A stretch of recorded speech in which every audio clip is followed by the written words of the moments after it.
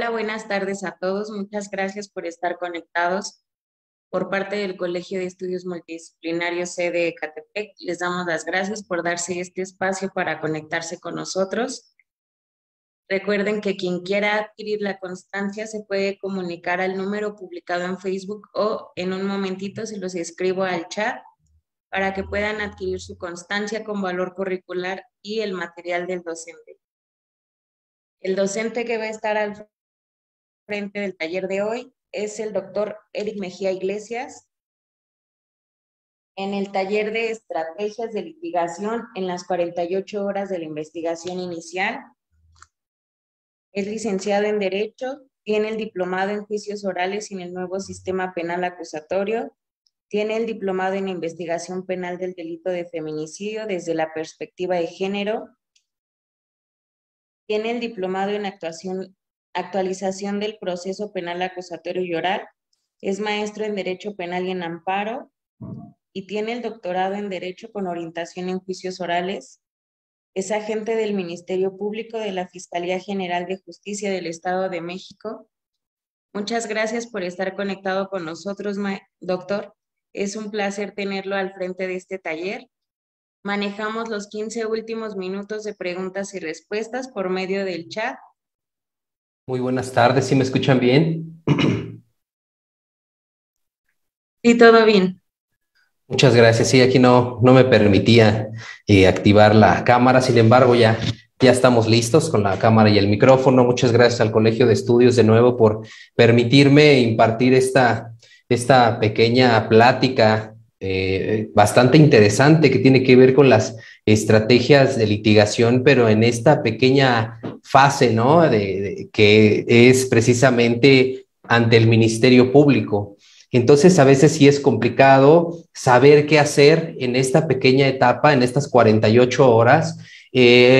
El temario nos abarca un poquito más porque es ofrecimiento y admisión de los medios de prueba. Entonces, me voy a extender un poquito nada más a la audiencia inicial. Sin embargo, nos vamos a enfocar ahorita en lo que son las 48 horas que una persona va a estar detenida. ¿Sí? Estas detenciones, y podemos ya iniciar, van a ser, o más bien hay formas para detener a una persona y solamente existen tres formas. Y esto nos lo dice la Constitución Política de los Estados Unidos Mexicanos y nos dice que solamente podrán detener a una persona por tres hipótesis. Ahorita lo vamos a ir viendo, aquí ahorita voy a proyectar pantalla, nada más es como una introducción, sí, para unos minutitos que se conecten. Y fíjense que te dice tres formas para detener a una persona. Nadie puede ser molestado, ¿verdad?, en su persona.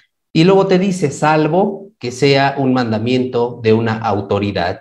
Entonces, tanto el juez de control puede ordenar tu detención o también el agente del Ministerio Público, ¿sí?, justificar una detención por ciertas hipótesis. Entonces, la Constitución plasma, de cierta manera, tres formas de detener a una persona, y esas tres formas son por un cumplimiento de una orden de aprehensión, también pudiera ser por una detención en flagrancia o bien en un caso urgente. Eso viene establecido en el artículo 16 constitucional, en su párrafo tercero, quinto y sexto, y también de ahí nos arroja el párrafo décimo. Si ustedes observan el párrafo décimo de la Constitución, nos va a decir cuánto tiempo tiene el MP para poder detener a una persona o mantenerla retenida de cierta manera, ¿sí?, ahí en su agencia. Y te dice que normalmente van a ser 48 horas, pero si se tratare de delincuencia organizada, incluso pudiera duplicarse ese término para poder recabar más información. Entonces, en este párrafo décimo es en el que nos vamos a enfocar, que son las 48 horas. ¿Qué diligencias pueden hacer ustedes como defensores o incluso como asesores? Porque a veces nosotros como pues fiscales lo vemos de una manera distinta, pero voy a tratar de ajustarlo, ¿sí?, también como asesores, qué se puede hacer, y también como defensores, ¿no?, en estas 48 horas. Realmente, déjenme decirle que, bueno, no sé si sea lamentablemente o afortunadamente, dependiendo en qué postura estén, el Ministerio Público tiene esas 48 horas o hasta 48 horas para poder investigar, y eso lo refiere la Constitución, que lo vamos a ver ahorita. Entonces, el Ministerio Público no se ve obligado a esperar hasta las 48 horas, pero tampoco se ve obligado a dejarlo en libertad antes, ¿no? ¿Por qué? Porque sigue investigando y es una facultad constitucional que tiene la Fiscalía. Entonces, no se puede obligar a la gente del Ministerio Público, ¿sí?, a que deje a una persona o que le dé su libertad antes, ¿no? Y ahorita vamos a ver también que existen ciertas situaciones en las cuales pudiera decretársele su libertad anticipada en estas 48 horas, por darle un nombre, y que vamos a enfocarnos un poquito a lo que establece el artículo 140, que nos habla de esto que es la libertad durante la investigación. Y esta libertad durante la investigación tiene ciertos requisitos. Y el primer requisito es, por supuesto, que no sea un delito grave. Entonces, tendríamos que ver cuáles son esos delitos, ¿sí?, que yo los traduzco en delitos que meritan prisión preventiva oficiosa. Y eso los van a encontrar en el artículo 19 constitucional y te va a devenir el catálogo de delitos. Es decir, yo no puedo llegar con el agente del Ministerio Público y decirle que en un homicidio me dé la libertad durante esa investigación. Pues no se va a poder, porque el numeral 140 establece, del Código Nacional, establece ciertos parámetros, ciertas hipótesis, ¿sí?, para poder obtener esa libertad. Y una de ellas es precisamente que no sea uno de estos delitos. Entonces vamos a tener mucho cuidado con estas estrategias que vamos a hacer durante esta investigación, porque el Ministerio Público está investigando, pero también los asesores jurídicos y los abogados defensores tienen que investigar, ¿sí? Es obligación de la Fiscalía, cuando ustedes llegan, decirles qué delito o por qué delito se les está investigando a sus representados, ¿sí? Sus representados tienen obligación, ¿sí?, la Fiscalía, de que tengan comunicación con su defensor. Y es por ello que vamos a ir desmenuzando todo esto, ¿sí? Y para ello voy a empezar a proyectar mis láminas y lo vamos a ir combinando. Voy a poner toda la pantalla que se proyecte, porque voy a ir combinando, ¿sí?, todos las leyes que tengo junto con mi presentación. Entonces es importante dicha circunstancia de que observen ustedes cómo es que van a actuar en la agencia del Ministerio Público, cuál va a ser su actuación, cuál es su teoría del caso. Muchas veces algunos autores, algunos escritores de libros importantes dicen que la teoría del caso no se puede cambiar, que al principio tiene uno una teoría del caso y que esa ya no se va a poder cambiar. Sin embargo, yo difiero un poquito, se puede ir ajustando, incluso, pues, si es un defensor en un momento y otro defensor en otro, pues la teoría igualmente va a variar, ¿no?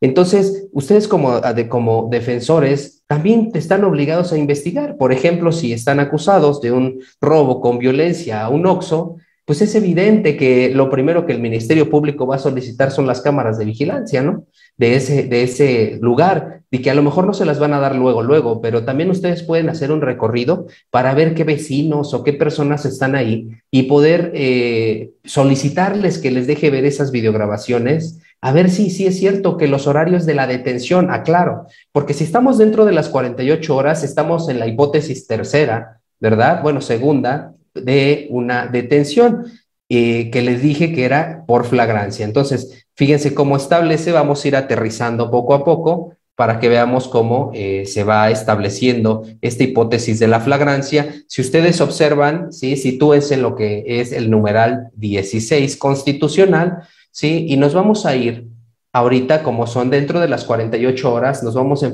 enfrascar en lo que es la flagrancia y nos vamos a enfrascar en el caso urgente, que son las hipótesis de una detención, ¿sí?, y donde debe estar 48 horas. Sin embargo, miren, aquí nada más entra a colación 16 constitucional y nos vamos al párrafo tercero, ¿no?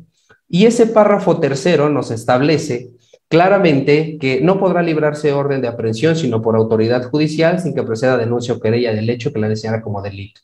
Entonces hay una denuncia. Sí, el delito es de la hipótesis que les comenté del 19 constitucional, es decir, de prisión preventiva oficiosa o es grave, es un homicidio, un secuestro, una extorsión. Entonces lo que va a pasar es que puedo solicitar una orden de aprehensión. Eso lo vamos a ver ahorita más adelantito, porque está relacionado, aquí viene como muy general, pero está relacionado con el que establece el artículo 141 del Código Nacional de Procedimientos Penales, en donde te da los parámetros para poder solicitar una orden de aprehensión, ¿sí? Entonces, esa orden de aprehensión, uno de los requisitos es que exista la necesidad de la cautela y el otro es precisamente que sea un delito grave, ¿no? Y bueno, de ahí ya se desprenden otros requisitos, pero esos son los que el juez de control y de órdenes de aprehensión en línea, en cual sea el caso donde estén, sí va a tomar en consideración para poder librar una orden de aprehensión. Me voy aquí a adelantar un poquito porque, insisto, vamos a ver lo que es precisamente la flagrancia, y si ustedes observan aquí, nos viene la hipótesis que les decía, que es precisamente la flagrancia, y nos dice cualquier persona podrá detener al indiciado, ¿verdad? Al indiciado, cualquier persona podrá tener al indiciado al momento de que esté cometiendo el delito o inmediatamente después de cometerlo, poniéndolo sin demora a disposición de la autoridad civil más cercana y esta con la misma prontitud al Ministerio Público. Ojo, una situación que luego a veces se les pasa. Entonces ahí sí, aquí lo pongo con negritas y hasta le voy a poner aquí para que resalte, ¿no? Deberá de existir un registro inmediato de la detención. Ahí es donde empieza su teoría del caso, ¿sí? Porque si a mí el agente del Ministerio Público me está diciendo que la detención fue a las 6 de la tarde, bueno, pues entonces yo tengo que verificar algo que se llama Registro Nacional de Detenciones, ¿sí? Entonces, ese es el registro. Aquí te dice de manera general, existirá un registro inmediato de la detención. Ah, bueno, pues ¿qué pasa? Ah, entonces el policía lo apunta y dice, lo detuve a tal hora. Pues sí, lo pudo haber detenido a las 2 de la tarde y decir que lo detuvo a las 7 o viceversa. Entonces ya no se le da certeza, y recordarán ustedes el asunto o el caso de Rosendo Radillas, que precisamente para evitar la desaparición forzada de personas se crea precisamente este Registro Nacional de Detenciones para evitar violaciones a los derechos humanos de las personas detenidas.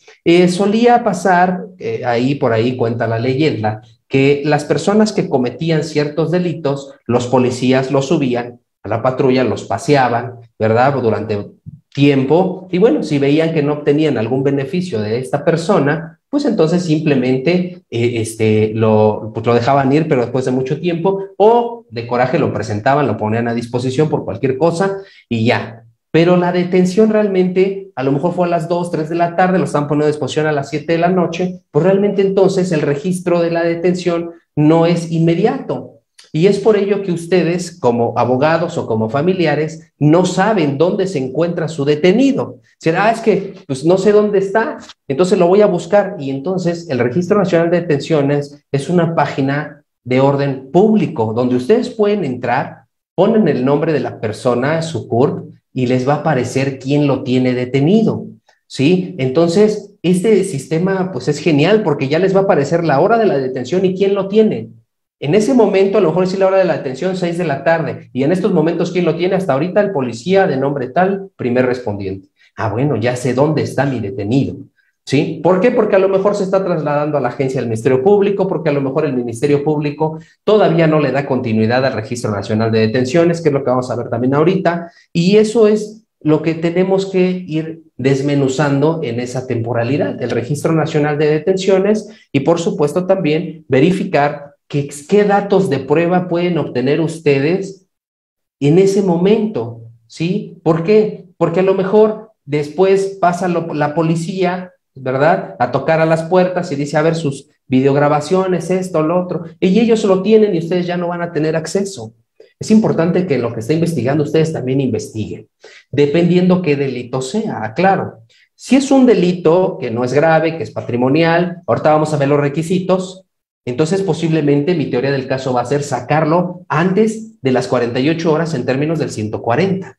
¿Por qué? Debo de acreditar ciertos elementos para poderlo sacar. Y ahorita les voy a decir cuáles son esos elementos. Y por eso, al no cumplirse con esto, procede incluso un amparo. Pero ahorita les voy a explicar porque vamos por partes. Fíjense entonces que este numeral 16 en su párrafo quinto nos habla de la flagrancia y nos da dos hipótesis. Fíjense que nos dice que la persona sea detenida al momento de cometer un delito, pero también nos da otra hipótesis, que haya sido detenida inmediatamente después de cometerlo. Y lo dice de manera muy general la Constitución, ¿sí? Pero entonces tendríamos que entrar al estudio de esto, y esto viene plasmado, por supuesto, en el artículo 146 del Código Nacional de Procedimientos Penales, para que entren al fondo de cómo fue detenida esta persona. Bueno, vamos a ver también el caso urgente. Ustedes van a ver este caso urgente. Yo les voy a ser bien honesto. El caso urgente, por lo menos yo les digo que en el Estado de México no funciona, ¿sí? Vamos a ver los requisitos del caso urgente. No sé por allá si están en otros estados, veo ya publicaciones de otros estados. Ahorita me gustaría que escribieran ahí en el chat cómo es en sus estados, si todavía opera el caso urgente o ya no. En el Estado de México ya no opera porque uno de los requisitos es que no exista un juez en ese momento para poder realizar las diligencias, ¿no? Ahora ya no, ahora existe una solicitud de órdenes de aprehensión en línea y eso permite que un juez esté las 24 horas para resolver la situación jurídica de esta persona. Entonces ya no se ocupa, o sea, en el Estado de México no se ocupa este caso urgente, insisto, en otros estados no sé, pero ahorita lo vamos a ver también para que sepan ustedes sus requisitos. Entonces vean ustedes cómo ya llevamos el párrafo tercero, cumplimiento de orden de aprehensión, una de las maneras de detención de la persona. Luego, párrafo quinto, que es las hipótesis de flagrancia. Párrafo sexto, que es en este caso, el caso urgente. Tres formas para detener a una persona, no los pueden detener por alguna otra razón, solamente es por esas tres formas. ¿Y quién los va a tener retenidos? Se divide en dos. Si fuera un cumplimiento de una orden de aprehensión, nos vamos al 19 párrafo primero de la Constitución. Si fuera caso urgente o flagrancia, nos vamos al 16 párrafo décimo de la Constitución. ¿Les parece bien si vamos al párrafo décimo cuando lo detiene el MP? Y fíjense, nos vamos al párrafo décimo y nos dice por aquí está, por ahí ustedes si tienen su Constitución, váyanlo subrayando. Y fíjense cómo dice, ningún indiciado podrá ser retenido por más de 48 horas. Entonces, observen también cómo el Ministerio Público tendrá ese plazo de tiempo. Fíjense, y dice, plazo en el que deberá ordenarse su libertad, 1, o 2, llevarlo con el juez. No puede hacer más, ¿sí? Y luego nos dice que se puede duplicar en los casos que ya les había dicho de delincuencia organizada, y bueno, en dado caso que yo lo retenga más tiempo, pues es una sanción muy grave para la fiscalía. Entonces, si la persona es detenida a las 6:17 del día de hoy, pues entonces, hoy martes, miércoles, a las 6:17 serían las primeras 24 horas, entonces estarían contando ustedes para el día jueves, que a las 6:17 el Ministerio Público ya lo haya ingresado al penal o bien ya lo haya dejado en libertad. Cualquiera de las dos cosas, bueno, si fuese la libertad, bueno, pues ya no hubo mayor problema, pero si lo ingresa al penal, le da su boleta de ingreso, ahorita lo vamos a ver de manera detallada, cómo es la actuación del MP por dentro, ¿sí? ¿Qué es lo que hace en todas estas 48 horas? ¿Por qué se tarda tanto? ¿Por qué no les da a veces acceso a las personas, no? Entonces, miren, si el Ministerio Público ya judicializa, como lo llamamos, ya lo manda con un juez, una opción. O la segunda opción es una orden de aprehensión. Cualquiera de las dos opciones, vámonos al 19 constitucional. Y miren, el 19 constitucional nos dice que toda detención, que ninguna detención ante autoridad judicial podrá exceder del plazo de 72 horas. A partir de que el indiciado se ha puesto a disposición sin que se justifique, mediante un auto de vinculación a proceso. El delito en donde se le haga saber, el delito que se le imputa, el lugar, circunstancias de tiempo, modo, lugar, y bueno, los datos que establezcan que cometió un hecho delictuoso. A lo que voy es lo siguiente: si el Ministerio Público ya lo puso a disposición a las 6, vamos a suponer que ya hoy es jueves, ya lo puso a disposición, ustedes ya saben, ya está en el penal, debe de generar audiencia el Ministerio Público de manera inmediata y le va a salir para el día siguiente. Entonces ustedes ya como defensores ya van a saber que el juez por lo menos ya se le pasaron 24 horas, ¿verdad? Porque el juez solamente tiene 72 horas para dejarlo o para retenerlo ahí, ¿no? Entonces es importante que separemos estas dos temporalidades, porque el plazo de 72 horas y las 48 horas son distintas. 48 horas es con el Ministerio Público y 72 horas es para que el juez resuelva. Y es ahí donde ustedes como defensores o de su derecho del imputado solicitan la duplicidad del término. No quiero 72, quiero que sean las 144. Bueno, el juez ya se relaja, ¿no? Ya no tiene tanta presión para resolver respecto de la vinculación a proceso. Ya tiene una duplicidad porque es una facultad exclusiva, claramente, entre otras cosas, ¿sí?, del imputado. Entonces, fíjense aquí ya la temporalidad de esta retención. Ministerio Público, hagan de cuenta que hay una persona que es el primer respondiente, ¿no?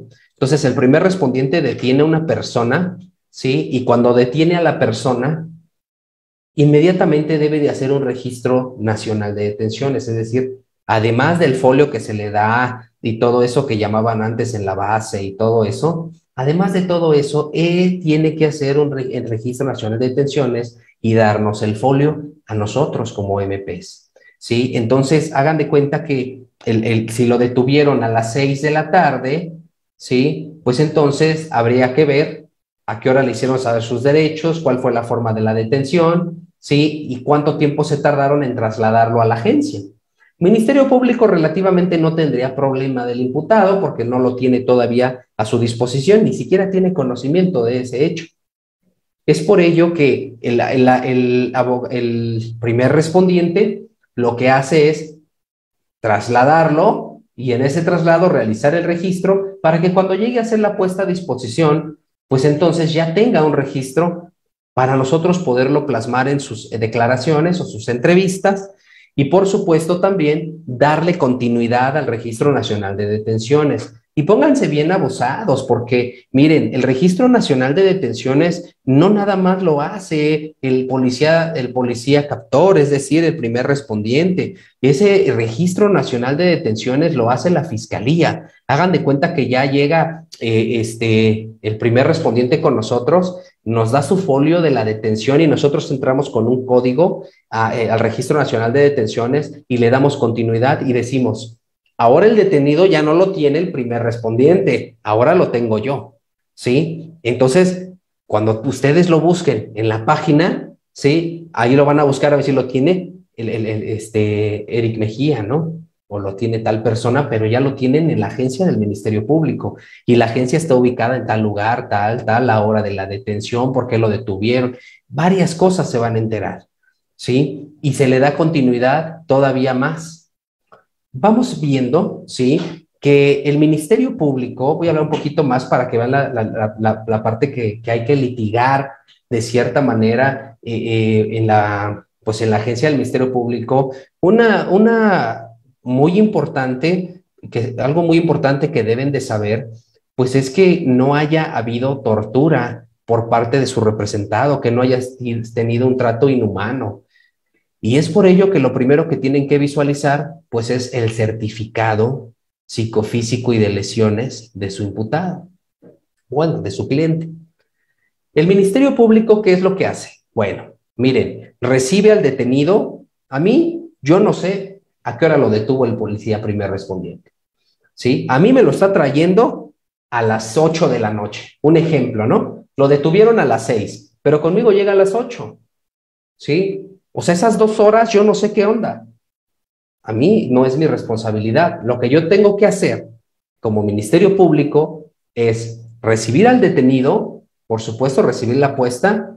Si tiene armas, recibo la apuesta del arma e inmediatamente el detenido se envía a certificación con el médico legista para que el médico nos diga antes de que estuviera conmigo cómo venía. Bueno, dice que no presenta lesiones, que está estable, que está consciente. Entonces ahora sí ya es nuestra responsabilidad, ¿verdad? Porque ya nos dijo el médico que con el policía no tuvo ninguna lesión y entonces ya viene conmigo. Yo tengo que cuidarlo. Es una labor bien complicada de la fiscalía porque tiene que velar por los derechos, fíjense bien, tiene que velar por los derechos de la víctima. Entonces, si es un homicidio, pues imagínense, ¿no? O sea, velar por los derechos de los ofendidos. Sí, si hay menores, ¿qué onda con los menores? Hay que llamar al procurador del DIF. Si es, por ejemplo, en este caso, tuviera asesor jurídico y estar al pendiente del asesor jurídico, pero también hay que velar por los derechos del imputado. O sea, no puedo yo decir, pues ese cuate hay que se quede yo con la víctima, ¿no? No es cierto. Tengo que velar por los derechos del imputado, tengo que velar por los derechos de la víctima u ofendido. Si es un ofendido, que tenga su atención psicológica, que tenga su asesoría jurídica, que tenga su asistencia con trabajo social, que tenga su asistencia a los menores, el procurador del DIF, infinidad de cosas, en dado caso que haya menores, ¿sí? Entonces, es mucho la labor en esas 48 horas, más que nada porque se tienen que hacer muchas diligencias. Ahorita las vamos a ir viendo poco a poco. Entonces, el primer paso, vamos enumerándolos. El primer paso, revisar ese certificado es importante, ¿no? Luego, el segundo paso, pues es precisamente verificar esta parte, ya sea como si son asesores, pues que se le haya dado la atención precisamente a estas víctimas, ¿no? Ahora, cuando ya tenemos a la persona detenida, ¿sí?, que está en la certificación, nosotros no la necesitamos en la agencia. Entonces, la policía de investigación lo que hace, bueno, ahí conmigo no lo necesito a un lado, lo que hace es darle su boleta de ingreso a las galeras para que la policía de investigación se encuentre velando al justiciable. Es decir, ahí cuidándolo toda la noche para que pues no vaya a tener algún problema, no le vayan a ocasionar alguna lesión, no vaya a haber alguna situación ahí con él, ¿no? Entonces ahí se queda, policía de investigación se queda con él mientras que el MP se encarga de hacer todas las demás diligencias. Eso es lo que se hace en la detención en flagrancia, ¿sí? Ahora, espérense tantito porque pudiera ser que los primeros respondientes digan que fue detenido en flagrancia y cuando el Ministerio Público hace un análisis de sus declaraciones de los primeros respondientes, se puede dar cuenta de que realmente no encuadra en las hipótesis de la flagrancia. Y entonces, si no encuadra, ¿yo por qué voy a hacer una retención? O sea, yo no puedo hacer un acuerdo de retención en donde yo lo voy a retener 48 horas y después lo dejo ir. No se trata de eso. Si no se cumple la hipótesis que establece el 19 y el 16 constitucional, el 16 constitucional y el 146 del Código Nacional, ¿sí? Si no se cumplen, pues tengo que darle la inmediata libertad. Y no voy a esperar las 48 horas. ¿Sí? Yo necesito, para poder determinar un acuerdo de retención, necesito entrevistas de primer respondiente y a lo mejor la víctima, si la hubiese, ¿no? A lo mejor un testigo presencial, si la hubiese, pero dependiendo del delito, incluso si fuera un delito de los plasmados en el 19 párrafo segundo, con la mera declaración de primer respondiente, con eso es suficiente para hacer un acuerdo de retención. Pero aclaro, ese acuerdo de retención yo lo voy a hacer si se encuadra en la hipótesis, porque si me estás diciendo, por ejemplo, que se metió a robar a un Oxxo a las 4 de la tarde y entonces paran la patrulla a las 5 de la tarde y en ese momento describen a un sujeto con las ropas y todo eso, la policía se encuentra patrullando, ¿sí? Y más adelante detienen a un sujeto y le encuentran la cantidad que la víctima le comentó que tenía, ¿sí? Entonces, una de las características, aunque sea una flagrancia por señalamiento, es, pues obviamente que no se haya perdido de vista, ¿no? En estos casos, aunque sea parecido el dinero que se haya sustraído de ese lugar, pues no da certeza que sea la misma persona. Bueno, es y me lo llevo con la cajera, ¿no? A ver, ¿es este el sujeto que le robó? Sí, sí, es este. Bueno, pues me causa suspicacia, ¿no? Y además de que, ¿qué le voy a poner o cómo se va a establecer la hipótesis de flagrancia si nos dice el código que haya sido detenido de manera inmediata o inmediatamente después? Después de una hora, pues no parece tan inmediato, ¿no? Que déjenme decirles que la palabra inmediato, la Corte se ha pronunciado al respecto y nos dice que inmediatamente, pues es dependiendo el caso, ¿no? Pero también en esta parte, pues no es inoperante la aplicación de esa interpretación de la Corte porque esa va más enfocada, por ejemplo, cuando detienen a una persona a las 3 de la tarde y lo pusieron a disposición a las 7 de la noche. Ay, pero ¿por qué te tardaste 3 de la tarde, 4, 5, 6, 7, 4 horas en ponerlo a disposición? ¿Por qué? Si la agencia estaba aquí a media hora, ¿no? Ah, bueno, la Corte se pronuncia al respecto y nos dice, dependiendo el caso, va a ser esa palabra de inmediato. Entonces, el primer respondiente, ha habido casos, por ejemplo, de homicidios o robos, donde los vecinos se dan cuenta de ese ilícito y quieren linchar a la persona. Entonces hubo un caso donde intentaron linchar al sujeto, lo golpearon, ya lo tenían todos los vecinos, incluso lo estaban con palos y piedras, ya bien ensangrentado. Entonces llegó una unidad con trabajos y lograron quitar a la gente y lo subieron a la patrulla. Entonces los vecinos empezaron a aventar piedras y a tratar de voltear la patrulla y pues obviamente se armó ahí un relajo de mucho tiempo en lo que la patrulla o estos primeros respondientes hablaban para pedir apoyo y todo eso se tardaron. Total que ellos refieren que incluso cuando logran escapar de estos vecinos, todavía los iban siguiendo 4 vehículos, aventándoles piedras, iban siguiendo a la patrulla. Entonces ellos se tuvieron que resguardar en una de sus bases hasta que se calmara la cosa, ¿sí? Ya después de eso se trasladaron a una agencia y les dijeron que como era un delito, ¿sí? De este homicidio, que tiene que ir a la Fiscalía Especial, ¿no? De Homicidios. Y que ahí no los podían recibir al detenido. Bueno, entonces ya van a la otra fiscalía. Y bueno, fíjense cuánto tiempo pasó en esa situación. La técnica que ustedes tendrían que hacer, o los defensores tendrían que pues, pedir las cámaras, ¿no? A ver si es cierto eso que están comentando y que se tardaron esas 4 horas, porque se pareciera justificable, ¿no? O sea, hay una justificación, pareciera que sí es cierto, pero yo como defensor, a ver, vamos por las cámaras, a ver si hay vecinos que, a ver, nada más indíquenme qué camino tomaron, por dónde se fueron, dónde está su base, empiezo a hacer un mapa, un croquis, una planimetría yo solo y vamos a hacer un recorrido a ver qué cámaras existen. Y a ver si es cierto, porque si las cámaras no corresponden con la narrativa del primer respondiente, pues es un motivo de que no se lleve a cabo la detención, ¿no? Incluso ahí en la agencia, exhibírselo al MP, mire, yo ya hice este estudio, este análisis, mire, no se lleva a cabo, como ustedes dicen, ¿no? Entonces el MP tendría que verificar qué resolución va a ser en ese acuerdo de retención, si se da o no se da la hipótesis de flagrancia. ¿Sí? Vamos a ir viendo ahorita las hipótesis de flagrancia. Aquí ya me detengo un poco porque vamos a datos de prueba, pero fíjense bien. Vámonos entonces a ver los numerales que establecen precisamente esa hipótesis de flagrancia. Y nos dice el artículo 146, si no mal recuerdo, supuestos de flagrancia.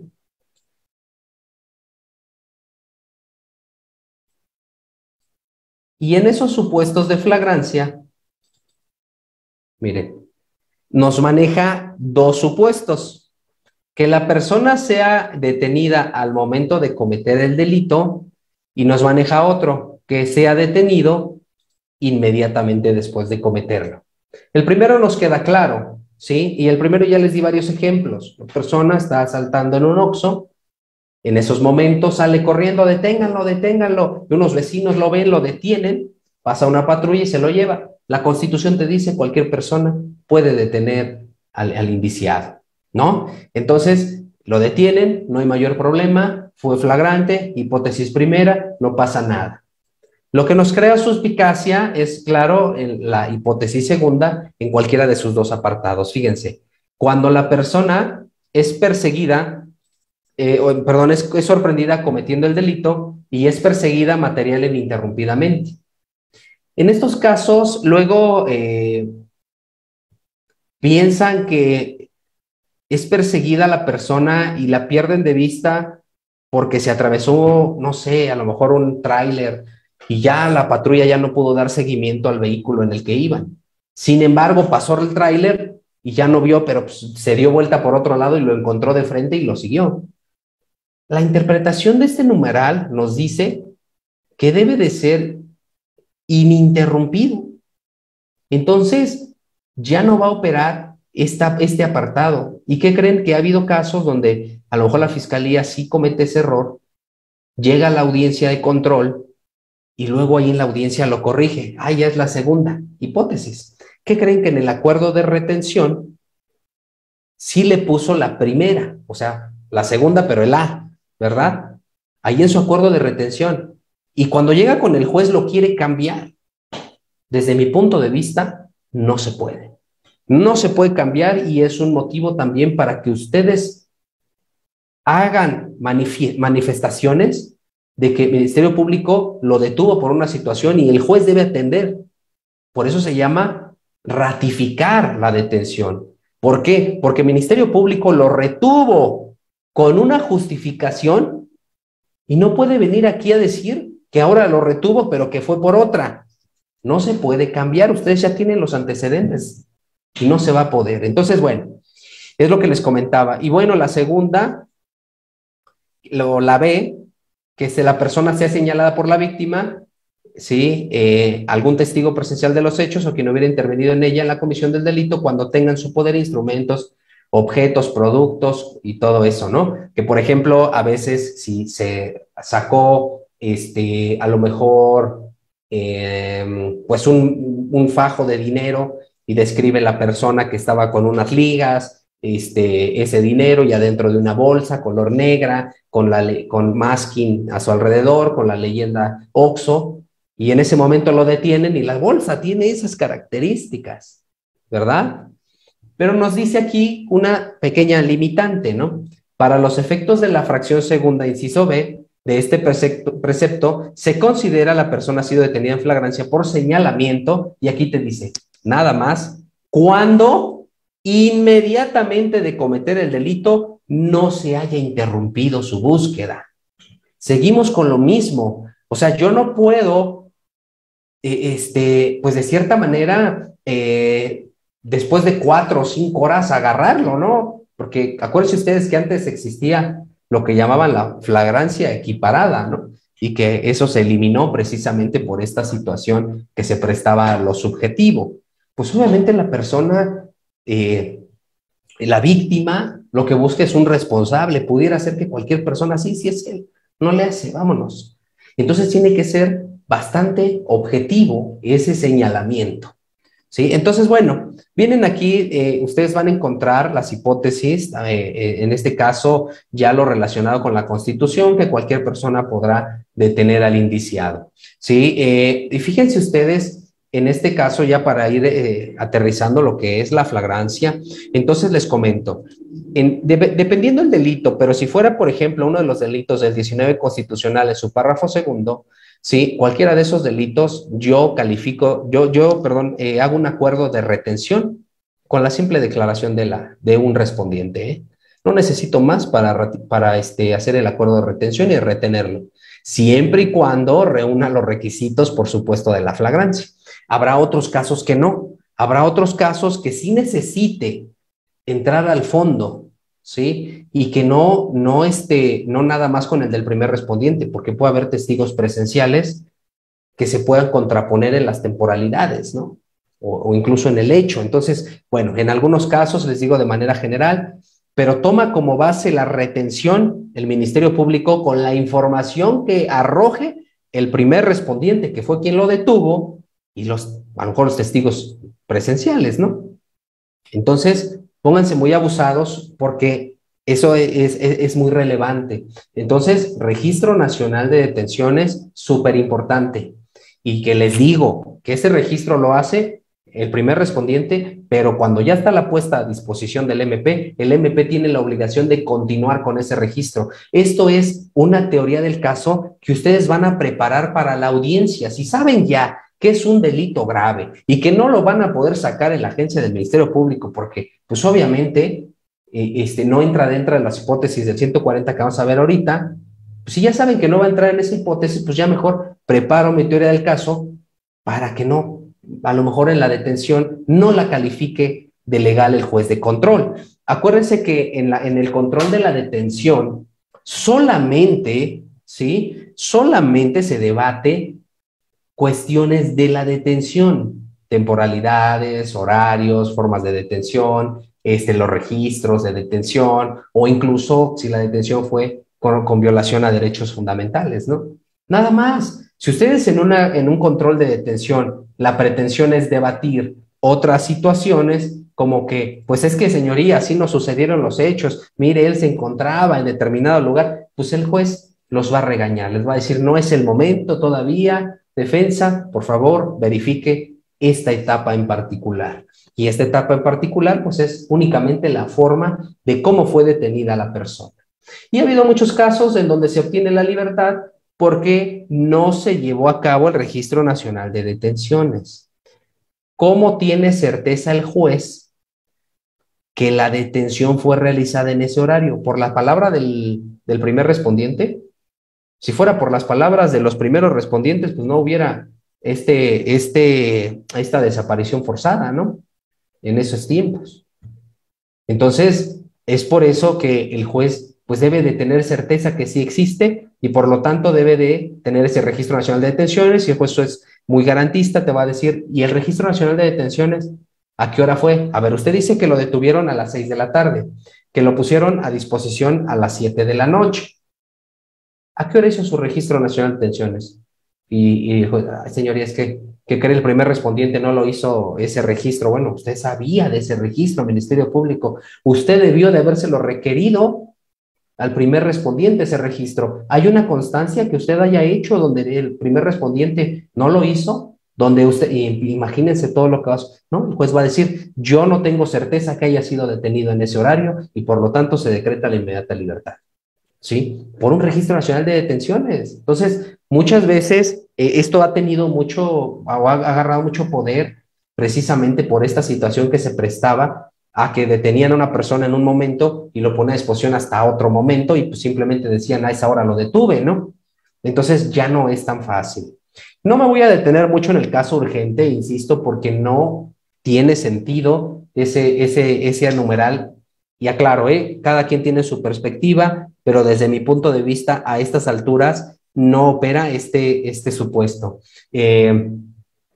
Sí me tocó escuchar muchos años atrás, en la Ciudad de México principalmente, que hubo muchas detenciones en caso urgente y que así las calificaron de legales, pero ya ahorita ya no opera, por lo menos en el Estado de México.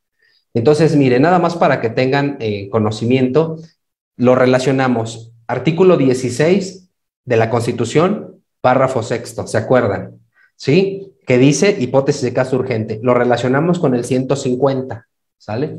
150, solo en caso urgente, el Ministerio Público, bajo su más estricta responsabilidad, fundado y expresado los datos de prueba que motiven su proceder, ordenará la detención de una persona siempre y cuando concurran los siguientes supuestos. Ministerio Público va a poder ordenar una detención de una persona si él quiere.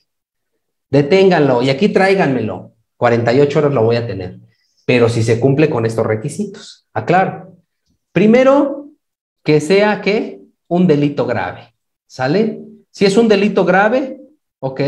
Primer requisito, que haya posibilidades de que lo cometió o participó. Ok.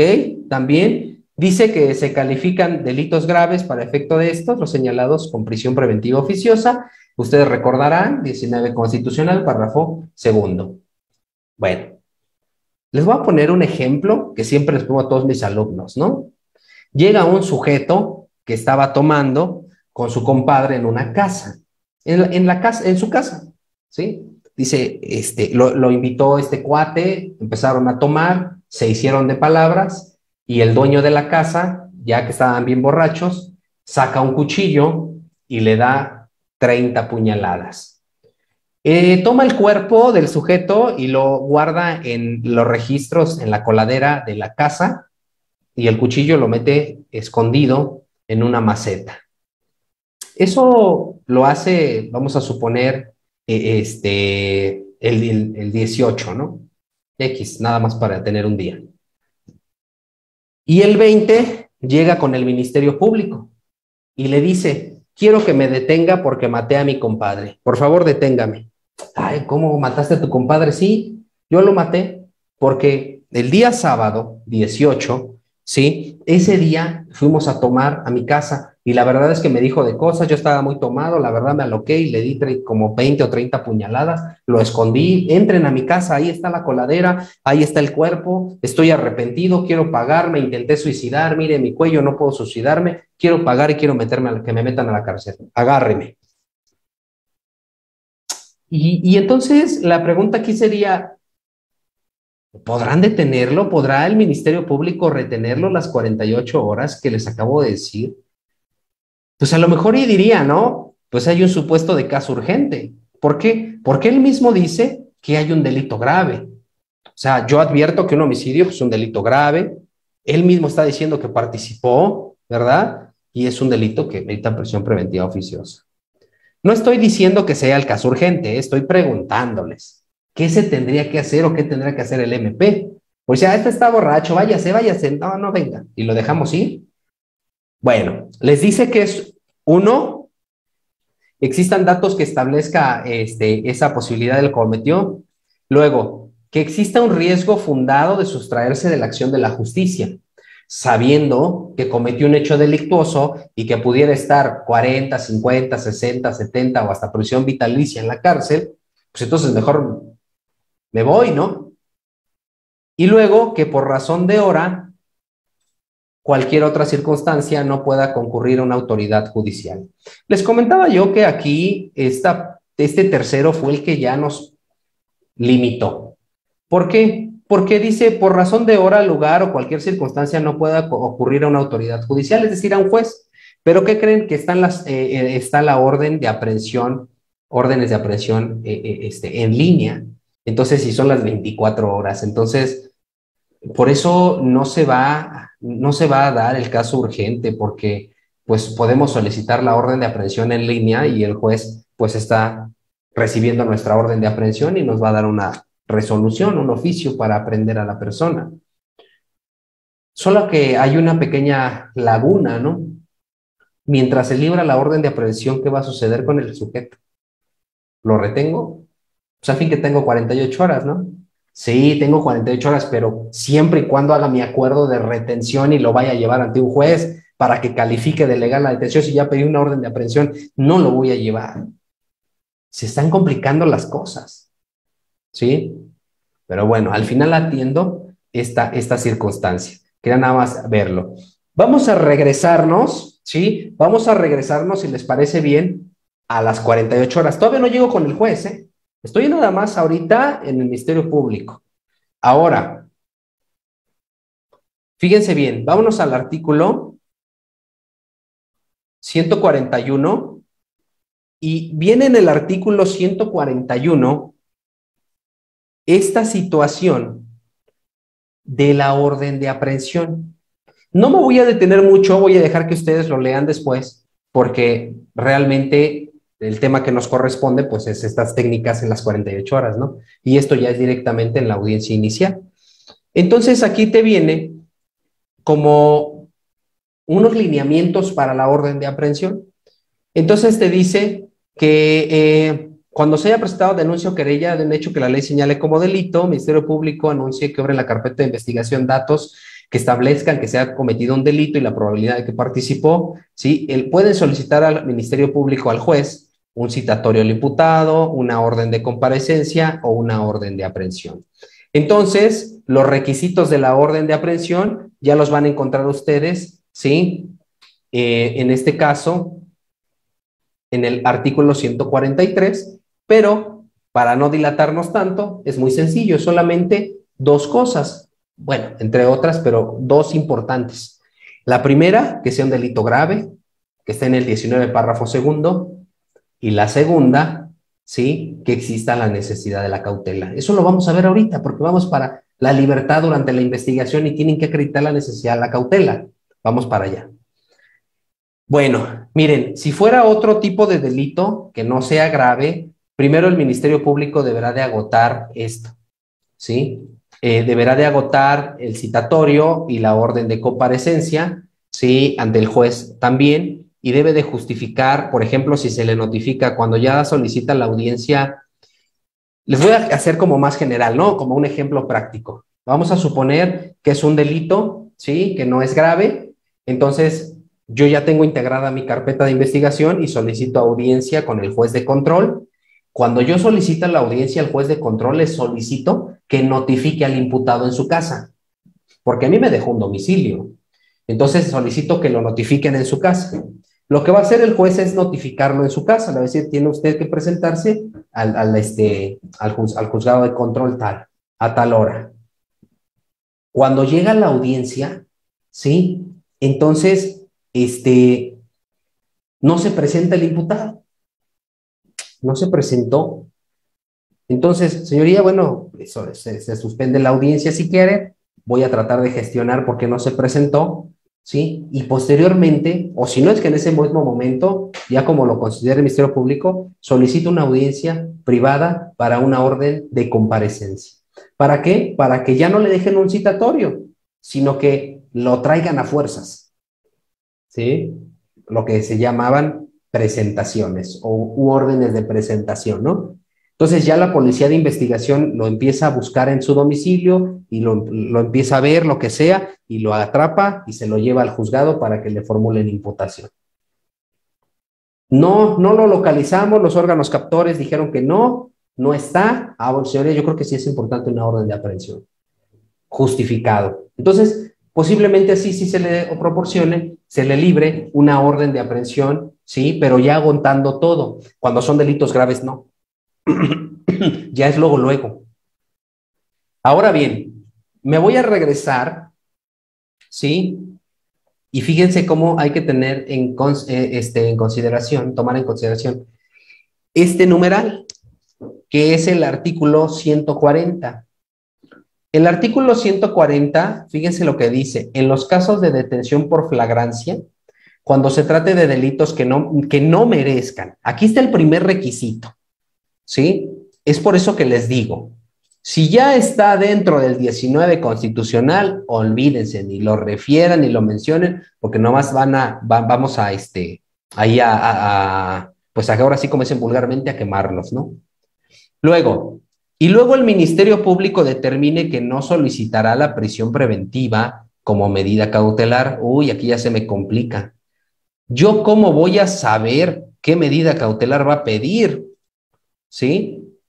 Y luego, en dado caso que se cumplan estos dos requisitos, podrá disponer la libertad del imputado o imponerle una medida de protección en dichos términos.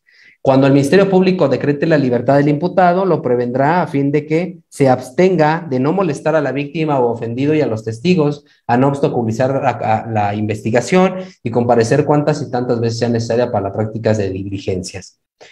Aquí es realmente todo esto que hemos estado hablando, donde ustedes, si ven que no es un delito grave, me lo puedo llevar antes de que se vaya a control, ¿no? Lo saco en la agencia del Ministerio Público.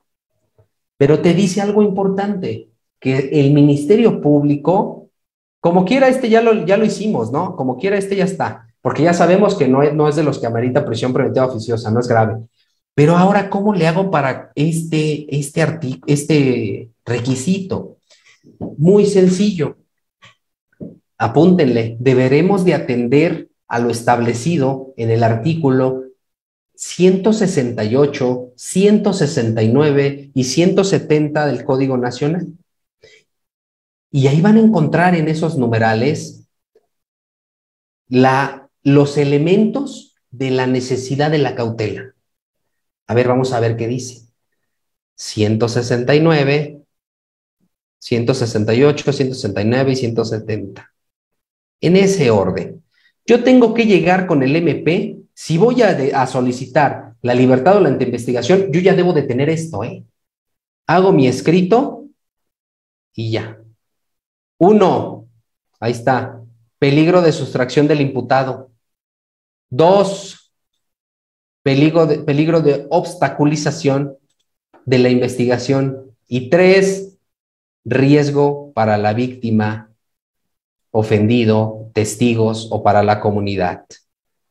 Son 3 elementos los que debo yo cuidar porque el Ministerio Público es muy listo. Entonces, cualquiera de estos 3 puede justificar para no dejármelo en libertad, ¿sí? Entonces, lo que yo voy a hacer es justificarle que no hay necesidad, ¿verdad? Que no existe necesidad de ninguno de esos 3. ¿Qué tengo que hacer yo durante esas 48 horas? Bueno, primero estudiar estos numerales y ver, a ver, peligro de sustracción. Me viene a la mente en ese momento que no lo deja ir durante la investigación porque se va a ir, ¿verdad? Dependiendo del delito. Vamos a suponer, les digo que a veces son delitos muy, ahora sí que se argumenta mucho los delitos de género, ¿no? Como lo es la violencia familiar. Entonces, por ejemplo, la violencia familiar, ¿qué creen ustedes? ¿Cuál de estos 3 creen que va a justificar el MP? Pues si es violencia familiar, posiblemente va a justificar el tercero, que la víctima está en riesgo. ¿Sabes qué, licenciado? No te lo voy a poder dejar ir porque mira, pues si golpeó a la señora, o sea, va a ir y la va a volver a golpear, ¿no? Va a ir a hacer, no, no, no, no, entonces mejor no. Vamos a suponer que a lo mejor esta persona, el imputado, pues realmente cuando lo detuvieron, dijo que en lugar de decir que se llamaba Eric Mejía, pues dijo que se llamaba Juan Pérez. Y luego mira, tu detenido, me está cambiando el nombre, no, se va a sustraer de la acción de la justicia. Entonces, por esas situaciones, el Ministerio Público podrá solicitar la prisión preventiva justificada. Y es por ello que les va a decir, mira, no te lo puedo dejar ir porque voy a solicitar la prisión preventiva justificada y entonces nos vemos en audiencia. Adiós, ahí nos vemos. Y ya, ¿qué dice el MP? Ah, bueno, pues no nos deja, señora, hice lo posible para sacar a su hijo, pero pues la verdad no pude. No, yo les recomiendo que siempre todo lo que hagan ustedes ante la agencia del Ministerio Público lo hagan por escrito, lleven sus promociones. Entonces yo voy a solicitar, señor agente del Ministerio Público, en mi escrito, en términos de lo que establece el numeral 140, el Código Nacional de Procedimientos Penales, solicito que se deje en inmediata libertad a mi representado en esos términos, toda vez que el delito que se le atribuye, que se le está investigando, no es uno de los que ameritan prisión preventiva oficiosa establecidos en el numeral 19 constitucional, párrafo segundo, y así también no existe necesidad de que usted, Ministerio Público, solicite una prisión preventiva justificada, atendiendo a mis siguientes argumentos. Primeramente, mi representado no podrá sustraerse de la acción de la justicia, atendiendo a que lleva 25 años trabajando en la empresa Pemex, sí, incluso ya tiene únicamente 5 años para poder jubilarse, y esto lo acredito con todos y cada uno de los recibos de pago y una carta de recomendación por parte de su patrón de que él ha sido una persona intachable dentro de esa empresa y que nunca ha faltado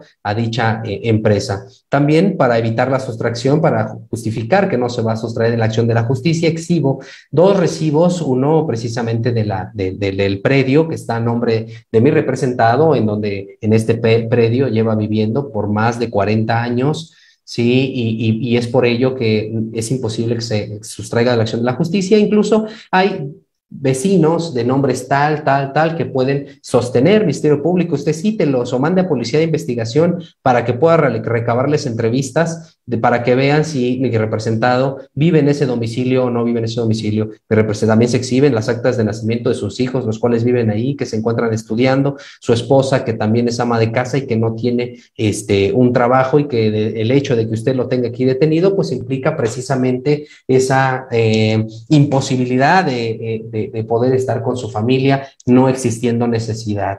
Ahora bien, por lo que hace al riesgo de que las víctimas tengan o estén en peligro, bueno, también se advierte el Ministerio Público que usted tiene una facultad, la cual es también de prohibirle acercarse a determinados lugares. ¿Por qué no le impone precisamente un tipo de medida a mi representado para que no se acerque a la persona de cierta manera, ¿sí? Y no vaya a ocasionar o que no se acerque a determinados lugares, ¿sí? Y también, por favor, que se le imponga a usted una medida de protección a la víctima en la cual sea consistente en que tenga auxilio inmediato por parte de los policías municipales, estatales, dependiendo de usted, ¿sí? Y que puedan acudir a su ayuda. Y por último, si se encuentran establecidos estos requisitos, evidentemente la investigación no se podrá obstaculizar porque está comprometido mi representado a presentarse tantas y cuantas veces sea necesario. ¿Sí? Entonces solicito por favor que se acuerde lo conducente de manera inmediata, toda vez que la temporalidad en la que está detenido pues es mínima y que se acuerde de manera inmediata. Y con eso, ¿sí? Pues yo considero que el Ministerio Público tendría que analizar el fondo, ¿sí? Saber por qué, aún así va a decir que no. ¿Y por qué va a decir que no?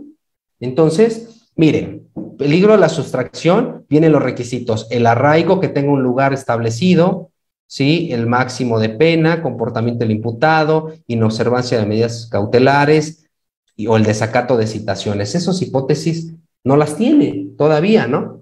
Obstaculización, que destruya, modifique o falsificar elementos de prueba, no es el caso. Pues estamos hablando a lo mejor que no es un delito donde él tenga acceso, ¿no? Para modificar eso, que influya con coimputados, ¿sí? Incluso que intimidara o amenazara. Bueno, por eso le van a poner medida de protección y se le prohíbe, ¿sí? Acercarse a la víctima, ¿sí? Y la protección de la víctima, bueno, se recuerden que tienen medidas de protección que se le pueden imponer a la víctima.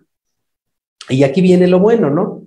Oiga, licenciado, ¿y qué pasaría si con todo eso aún así me dice que no? No, ya lo leí, mire, aquí está el acuerdo, revíselo y esos son mis argumentos. No, yo tengo que velar por la víctima y no se da. Bueno, entonces entraríamos al estudio, ¿sí? De una situación distinta, que lo es precisamente este tema. Bueno, ahí lo pusieron ahí en el temario como un recurso, sin embargo no lo es así, ¿sí? El amparo es un juicio, no es un recurso. Entonces, en este caso, vean ustedes que el artículo 109 de la ley de amparo les dice: cuando se promueva el amparo en los términos del 15 de esta ley, bastará para que se determine la demanda exprese. La demanda de amparo, ¿sí? El amparo puede iniciarse o lo puede promover cualquier persona. Uno, por cualquier medio. Dos, y este artículo 109 te dice que solamente no hagas nada. Y es más, ni siquiera te está pidiendo los conceptos de violación. Fíjense, te dice nada más: dime cuál es el acto reclamado, mi cliente está detenido. Es más, ustedes ni lo hagan, que lo haga la familia. Está detenido. ¿Quién lo tiene detenido? La número 2. ¿Sí? ¿Quién lo ordenó? Ministerio Público, si quieren ustedes. ¿Quién lo ejecutó? Policía de Investigación. ¿Dónde se encuentra? En la fiscalía de tal lugar, dicen. No me han dejado hablar con él, no puedo hablar con él y está incomunicado. Chis. Incluso ni siquiera pueden llevar un escrito, nada más con palabra, y entonces se van a constituir a la agencia del Ministerio Público para saber por qué el Ministerio Público lo tiene detenido. Entonces yo le voy a enseñar el acuerdo, ¿no? Que emitió el Ministerio Público. Entonces, fíjense, porque acá dice, ¿no? Cuando el artículo, en términos del artículo 15 de la ley, cuando esos supuestos se den, acuérdense también que cuando sea los supuestos del artículo 15, la suplencia de la deficiencia de la queja opera de oficio, porque la suplencia de la deficiencia de la queja opera a petición de parte o de oficio. Cuando son del 15 de la ley de amparo, opera de manera oficiosa. Entonces, el 15 de la ley de amparo nos dice que cuando sean actos que importen en peligro la privación de la vida, ataques a la libertad personal, fuera de procedimiento, incomunicación, deportación. En este caso, ¿qué vamos a decir? Bueno, que no lo podemos ver, no nos podemos hablar, está incomunicado, no sabemos nada de él, ¿verdad? Y va a llegar el actuario, el notificado, va a decir, a ver, Ministerio Público, ¿por qué lo tiene detenido? Y entonces, como debe de suplir la deficiencia de la queja al federal, entonces va a decir, a ver, lo tengo detenido por este delito. Ok, ¿y es un delito de prisión preventiva oficiosa? No. ¿Existe necesidad de que lo tengas aquí? Es decir, ¿existe necesidad de la cautela? Si te están justificando que no se va a sustraer, te están justificando esto, te están justificando lo otro, ¿por qué aún así lo tienes detenido? Y fíjense, dice, en estos casos, el órgano jurisdiccional de amparo decretará la suspensión de los actos reclamados y dictará todas las medidas necesarias para la comparecencia del agraviado. Es decir, puede que tenga la inmediata libertad en ese momento y que el juez federal le diga, en lo que resuelvo luego vienes, pero ahorita mientras vete. ¿Cómo ven? Entonces, podemos hacerlo, por eso tienen que, pues, el Ministerio Público, pues, presionarlo de cierta manera y por escrito, ¿sí? Y entonces, vean ustedes cómo hacen ese amparo y sin ni siquiera hacer nada, ¿no? O sea, porque el juez federal realmente va a suplir la deficiencia de la queja y él va a hacer todos los conceptos de violación y les va a dar la suspensión. ¿Por qué? Atendiendo a la reforma, acuérdense del 2011, ¿sí? En el párrafo primero, en el artículo primero, párrafo segundo, ¿no? ¿Qué nos dice el principio pro persona o pro hominem? En donde todo lo que le beneficia a la persona, su beneficio es que quede en libertad, pero que no se le acerque a tal persona, pero que se le impongan sus medidas. Entonces, pareciera ser excesivo que lo tuviera detenido las 48 horas. Pero bueno, entonces observen ustedes dicha circunstancia en esta parte de las 48 horas. Miren, hasta aquí es lo que podemos hacer en las 48 horas. ¿Les parece bien si pasamos ya con el juez de control? Porque parte de nuestro tema es estas técnicas de litigación para la admisión de los medios de prueba y el ofrecimiento. Entonces, vamos a ver qué hay en el chat y continuamos, ¿no? Espérenme, déjenme ver qué preguntas tienen. Híjole.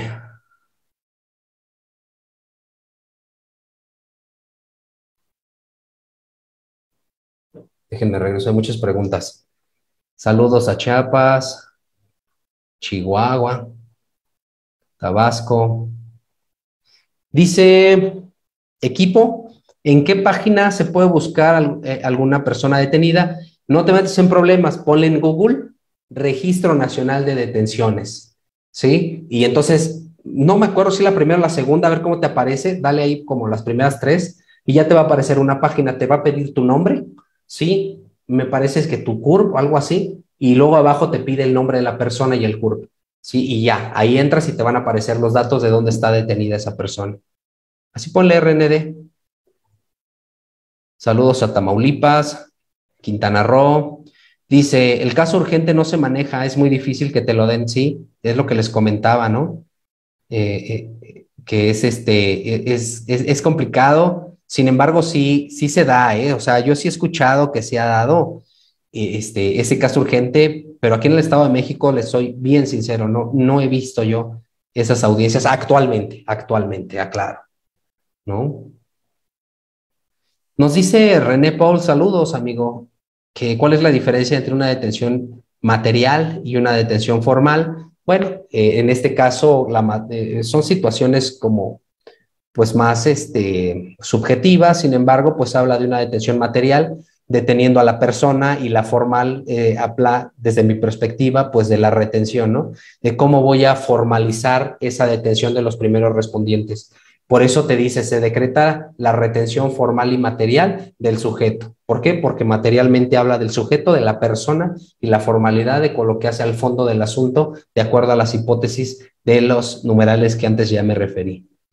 Nos dice López García, y en caso de que ya esté librada la orden de aprehensión, pero no quiero que detengan a mi imputado, ¿cómo se solicita la audiencia inicial y así solicitar otra medida cautelar? Híjole, López, no, es imposible que sea. Los órganos captores van a ir con tu cliente, lo van a detener a fuerzas y lo van a presentar al juzgado. Ahora, si tu pretensión es otra medida cautelar, no pasa nada. Lo detienen, lo presentan para formular imputación. Si no es un delito grave, del 19 párrafo segundo, pues debates la medida cautelar ahí, ¿no? No hay problema. Pero si es delito grave, ya no va a salir. Pues y aquí viene, ¿no? ¿Te puedes amparar? Sí, te puedes amparar para que no lo detengan, pero bueno, eso se los cuento después. Abel dice, ¿cuándo se realiza el IPH? Mira, el IPH lo realiza el primer respondiente. Se supone que el primer respondiente, ya que detiene a la persona, pues tiene que luego hacer su IPH y por supuesto entregárnoslo ya realizado, ¿no? Entonces se hace así. ¿El registro de detenciones entra en el IPH? Nos pregunta Lourdes, sí. Sí, revisen el IPH, dependiendo, porque si fue detenido, el IPH tiene un montón de hojas, y arriba, cuando dice ahí sin detenido o con detenido, viene en el IPH con ese detenidos, y ahí debe de decir RND, y ahí son un montón de números. Ahí está, sí está plasmado. Dice Carlos David, inmediatamente es término ambiguo. Sí, porque era muy debatible, ¿eh? En las audiencias se debatía que, oiga, señoría, es que es inmediatamente y se tardó 2 horas, pues inmediatamente para mí son 10 minutos. Sí, pero para él es 3 horas. Entonces, para no meterse en problemas, decía nada más, justifícalo. Principio de inmediatez por señalamiento, se interrumpe, dice Samuel, sí. Dice MCB que no escucha, sí, es su audio. Luego, ya todos dicen que sí se escucha bien.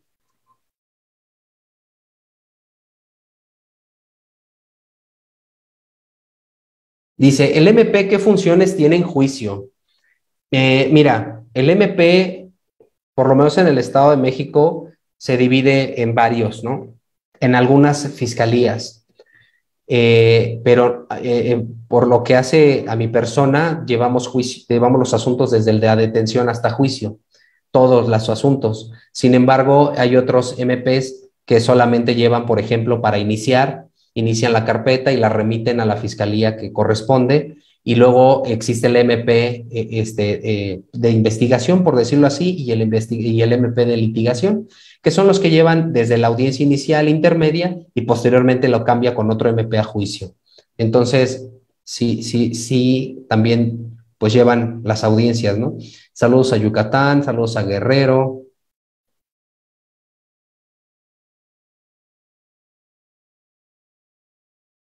Muy bien, nos dice el caso urgente sí llegó a darse, sobre todo en lugares muy retirados. Gracias, Carlos. Sí, les digo que sí. Muy bien. Dice Oscar, saludos desde Oaxaca. Dice Javier que la defensa puede realizar entrevistas de testigos de descargo durante el término. Sí, sí puede hacer sus entrevistas, y luego se las da al MP y ya se ven ahí en la audiencia. Y esas entrevistas solamente les pido por favor que las hagan en términos de lo que establece el artículo 217, porque debe de tener ciertas formalidades, pero sí se puede. Dice Víctor que por qué no se aplica el caso urgente. Ya les comenté, porque como tenemos la orden de aprehensión en línea, pues ya en la fracción tercera ya no se aplica. Ya vi que tiene manitas levantadas, denme un minutito, nada más. Ya voy a acabar con todos los mensajes. Ya son todos. Por ahí algunos comentarios nada más. Por favor, no sé si Jorge Rivas, si podamos escucharlo. Y ahorita checo en el Face que también tenemos preguntas.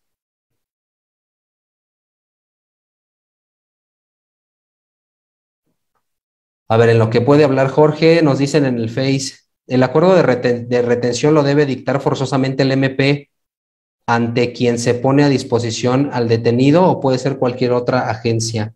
No, tiene que ser a fuerzas, cuando hacen la puesta a disposición, si me lo hacen a mí la puesta a disposición, yo lo recibo, ya tengo que hacer todo. Por eso muchos dicen, no, aquí no es, lléveselo a tal agencia, lléveselo a tal agencia. ¿Por qué? Porque ellos no son competentes y no pueden hacer ese acuerdo de retención. Dice, si en los autos del IPH se detectan identificaciones de los policías están vencidas, ¿sería causa de nulidad? Híjole, yo creo que no, porque si no, entonces no estarían en funciones. Eso es bien común que a veces las identificaciones se venzan, pero es un protocolo, es un proceso para que nos cambien las identificaciones. Entonces, no creo que sea como tan contundente, ¿eh? ¿El IPH válido cuando lo han elaborado en computadora o tiene que ser llenado? No te dice cómo tiene que ser. O sea que puede ser por computadora, no hay problema. Dice Claudia, ¿podría proporcionar su número de celular? Claro que sí, Claudia, puedes entrar al Facebook, Instagram, al canal de YouTube como Abogado Eric Mejía, son mis redes sociales y ahí encuentras mi número telefónico o una forma de contactarme.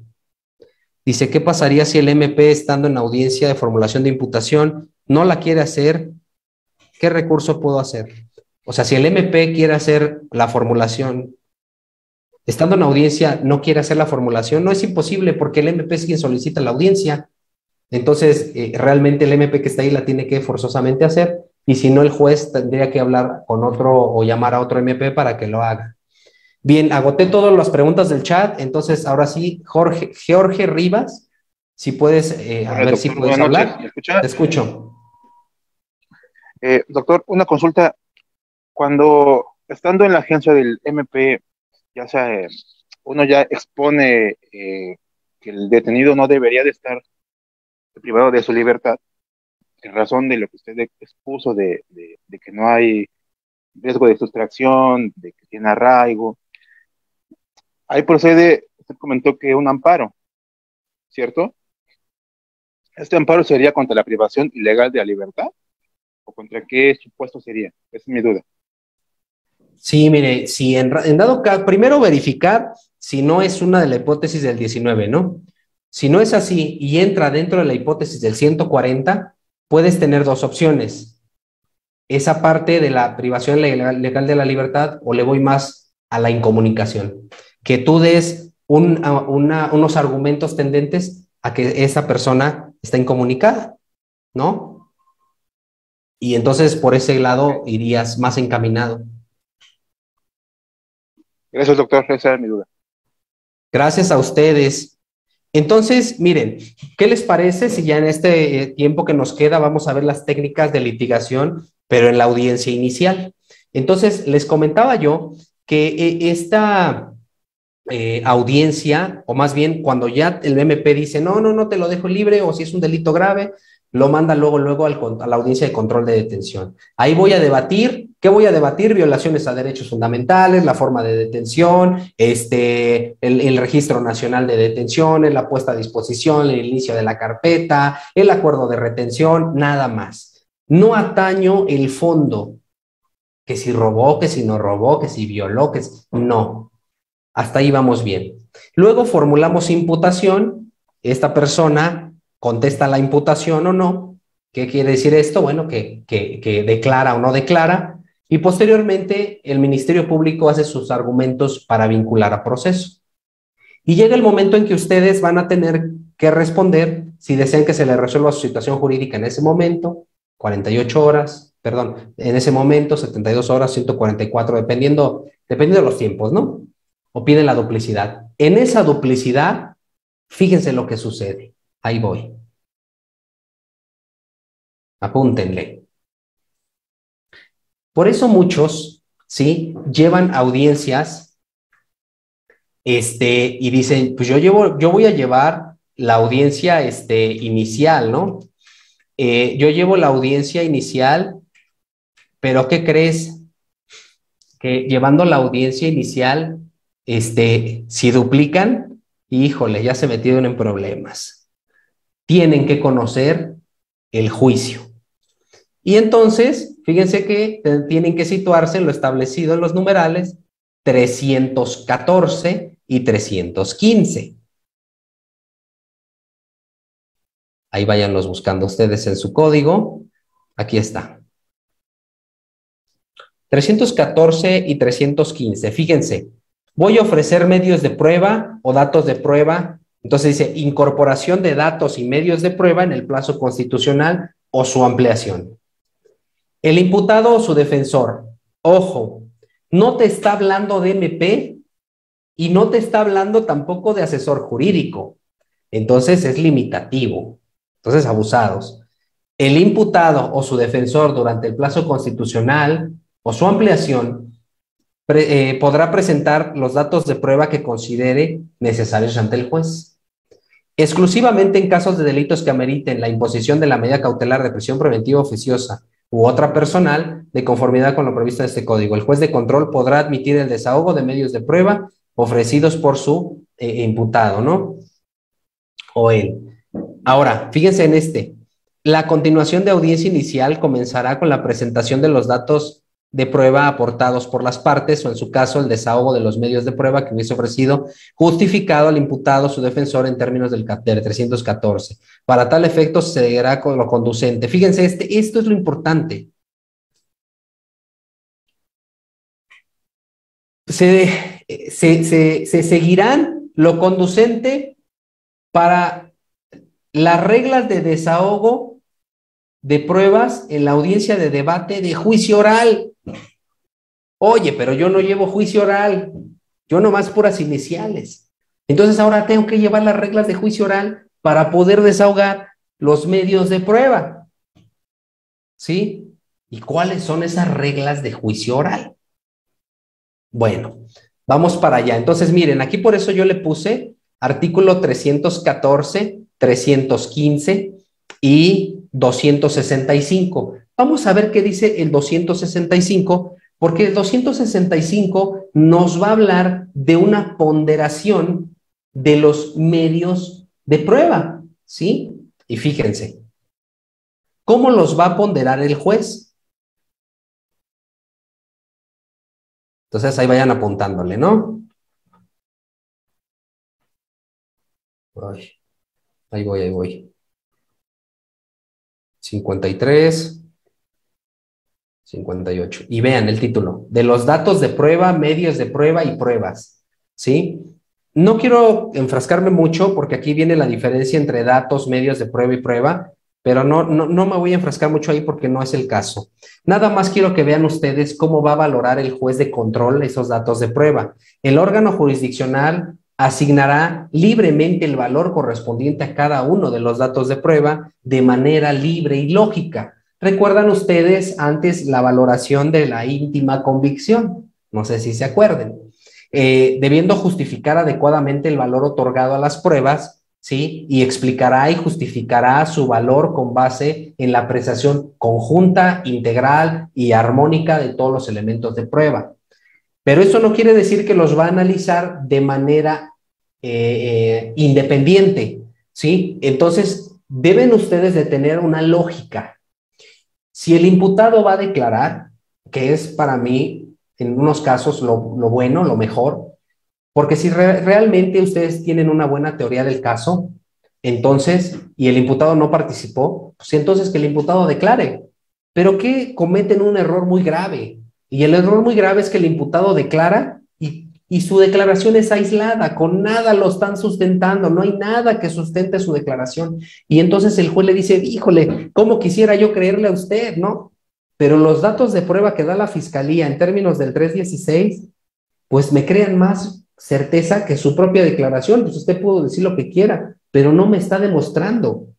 Por eso es importante que cuando ustedes ofrezcan medios de prueba en la duplicidad del término, ok, declara, pero esa declaración debe de tener armonía con todos los datos de prueba que ustedes, defensores, van a ofrecer. Si, por ejemplo, el imputado dice, es que mire, señoría, yo ese día que la fiscalía dice que me detuvieron, que quién sabe qué, no es cierto, yo no estaba ahí, yo estaba con una persona que son mis compañeros de trabajo y estábamos en un restaurante debatiendo respecto de unas situaciones de trabajo, ¿sí? Estaba con mi compañero y empieza a decir nombres, ¿no? Pedro, Juan, nombres completos y todo, ¿no? También, señoría, pues es un restaurante, aquí tenemos el ticket, yo le di el ticket a mi abogado, incluso yo pagué con mi tarjeta, ¿sí? Y el restaurante tiene videos, pedimos los videos y los tiene mi abogado, todos esos videos, vea usted, ven ustedes cómo ya se arrojaron datos de prueba. Entonces, de ahí es donde ustedes, señoría, toda vez que se ha desprendido del imputado, nombres, tickets, incluso videos, le solicito por favor, ¿sí? Y ahí es donde vamos a ver ahorita cómo se incorporan, ¿sí? Esas testimoniales y esos videos y todo eso. Entonces, ahora sí como que el juez va a decir, bueno, a ver, pues ya se está poniendo interesante porque la fiscalía me dice otra cosa y usted dice que cuenta con esos datos. Entonces, si realmente los tiene, no, pues ya la hicimos, ¿no? Entonces, vean ustedes cómo este numeral les dice que deben de seguir las reglas de juicio oral. Y vean aquí, por eso yo les pongo, entonces, miren, 314, fíjense que el 314 dice que en algunos casos se podrá duplicar, pero en todos pueden ofrecer datos de prueba o medios, no hay problema. 315 te dice que debes de seguir, si vas a ofrecer datos de prueba, ojo, porque debes de seguir reglas del juicio. Y luego el 265 te dice, voy a ponderar todos tus datos de prueba como datos de prueba de manera independiente, pero también conjunta y armónica, ¿sí? Te los voy a valorar de esa manera. Y fíjense bien, viene lo bueno. Que viene las fases de la prueba. Y es aquí donde nos metemos en problemas, porque para poder desahogar los medios de prueba, uno, ojo, tuvimos que haber descubierto la prueba. O sea, si yo le estoy diciendo que tengo testimoniales, que tengo videos, que tengo tickets, ya debí de habérselos dado al MP con tiempo antes. No puedo llegar a la audiencia ahí mismo y dárselos, no se los van a admitir y no se los van a desahogar. Y con esa prueba sacan ustedes a su cliente. Bueno, con esos datos de prueba o medios. Entonces, punto número uno, acuérdense, descubrir la prueba. Entonces, si ustedes ya saben que van a ofrecer todo eso, voy con el MP y se lo entrego por lo menos un día antes. Mire, esto es lo que voy a ofrecer. Impongan, recíbame, acúseme de recibido, que recibió las 3 testimoniales, que recibió el video y que recibió el ticket. Copias simples, ¿no? Y aquí tengo el original para cotejo. Chéquelo bien, cotéjelo y póngame, tuve original para cotejo. Ahí está. Llegamos a la audiencia y viene el ofrecimiento. ¿Y qué creen? Que el ofrecimiento es donde nos atoramos. Y ahorita se los voy a explicar. Carlos, yo sé que si no les doy el uso de la voz, luego se les va la idea. Por eso no sé si podamos permitir que Carlos nos haga la pregunta. Ya bajaste la manita, pero a ver, desactiva tu micro a ver si se puede. Levanta tu manita otra vez para ver si te pueden apoyar para que se desactive el micrófono. Carlos Alberto, así déjala para ver si nos apoyan. A ver si puedes desactivar el micro. Ahí está. Sí, doctor. Buenas tardes. Buenas tardes, doctor. Es que me surgió una duda, si me permite. Ya ve que creo que, si mal no recuerdo, el 314 habla del desahogo de medios de convicción en la duplicidad, ¿no? Cuando estamos en la audiencia inicial, pero leo ahí que solo en aquellos delitos que ameritan prisión preventiva oficiosa. Yo he tenido audiencias y en algunos casos los jueces permiten, ya sean de prisión preventiva oficiosa o no, del desahogo bajo las reglas del juicio. Y otros jueces en los que no son de prisión preventiva oficiosa señalan, no es necesario, simplemente anúnciamelo como dato de prueba, que cumpla nada más con el control horizontal, que le corra traslado a la contraparte y ya los verbalice. Veo que hay muchos jueces que tienen criterios distintos. ¿Usted qué opina, doctor? Gracias, muy amable. Al contrario, gracias, y qué bueno que lo comentaste. La verdad, yo no me quise detener, por eso les dije, es como limitativo, ¿no? Mira, algunos jueces lo que hacen es decir, ¿para qué trae al testigo? Léamelo, léame la entrevista. Así le dicen, ¿eh? ¿Te recabaste una entrevista, no? Sí, se la dio la fiscalía, sí, léamela, a ver qué dice. Y el juez lo pondera de esa manera. Otros jueces dicen que no. No me ha tocado que un juez diga que no ofrezcan medios de prueba por el delito, pero como bien lo dices, si no es un delito de esos graves, pues no se podrá ofrecer, ¿no? No me ha tocado. Sin embargo, es muy arriesgado. Les voy a decir por qué. Aquí lo tengo, miren. Se violenta el artículo 20 constitucional, apartado B, fracción segunda. Abusados. Si llegase un juez valiente a decirles que no, porque el Código Nacional les dice que no se podrán ofrecer esos medios de prueba por el delito, se violenta el artículo 20 constitucional, fracción cuarta. Se deberán de recibir testigos y demás pruebas pertinentes que se ofrezcan, incluso concediéndosele tiempo para que la ley estime necesario para auxiliarle a la comparecencia de esos testigos. ¿Cómo ven? Ahora, el juez va a decir, no, sí, no me interesa porque pues, el Código Nacional así lo dice. Es más, aquí lo voy a poner, a ver si no. El Código Nacional dice claramente esa situación, que no se puede. Mire, dice,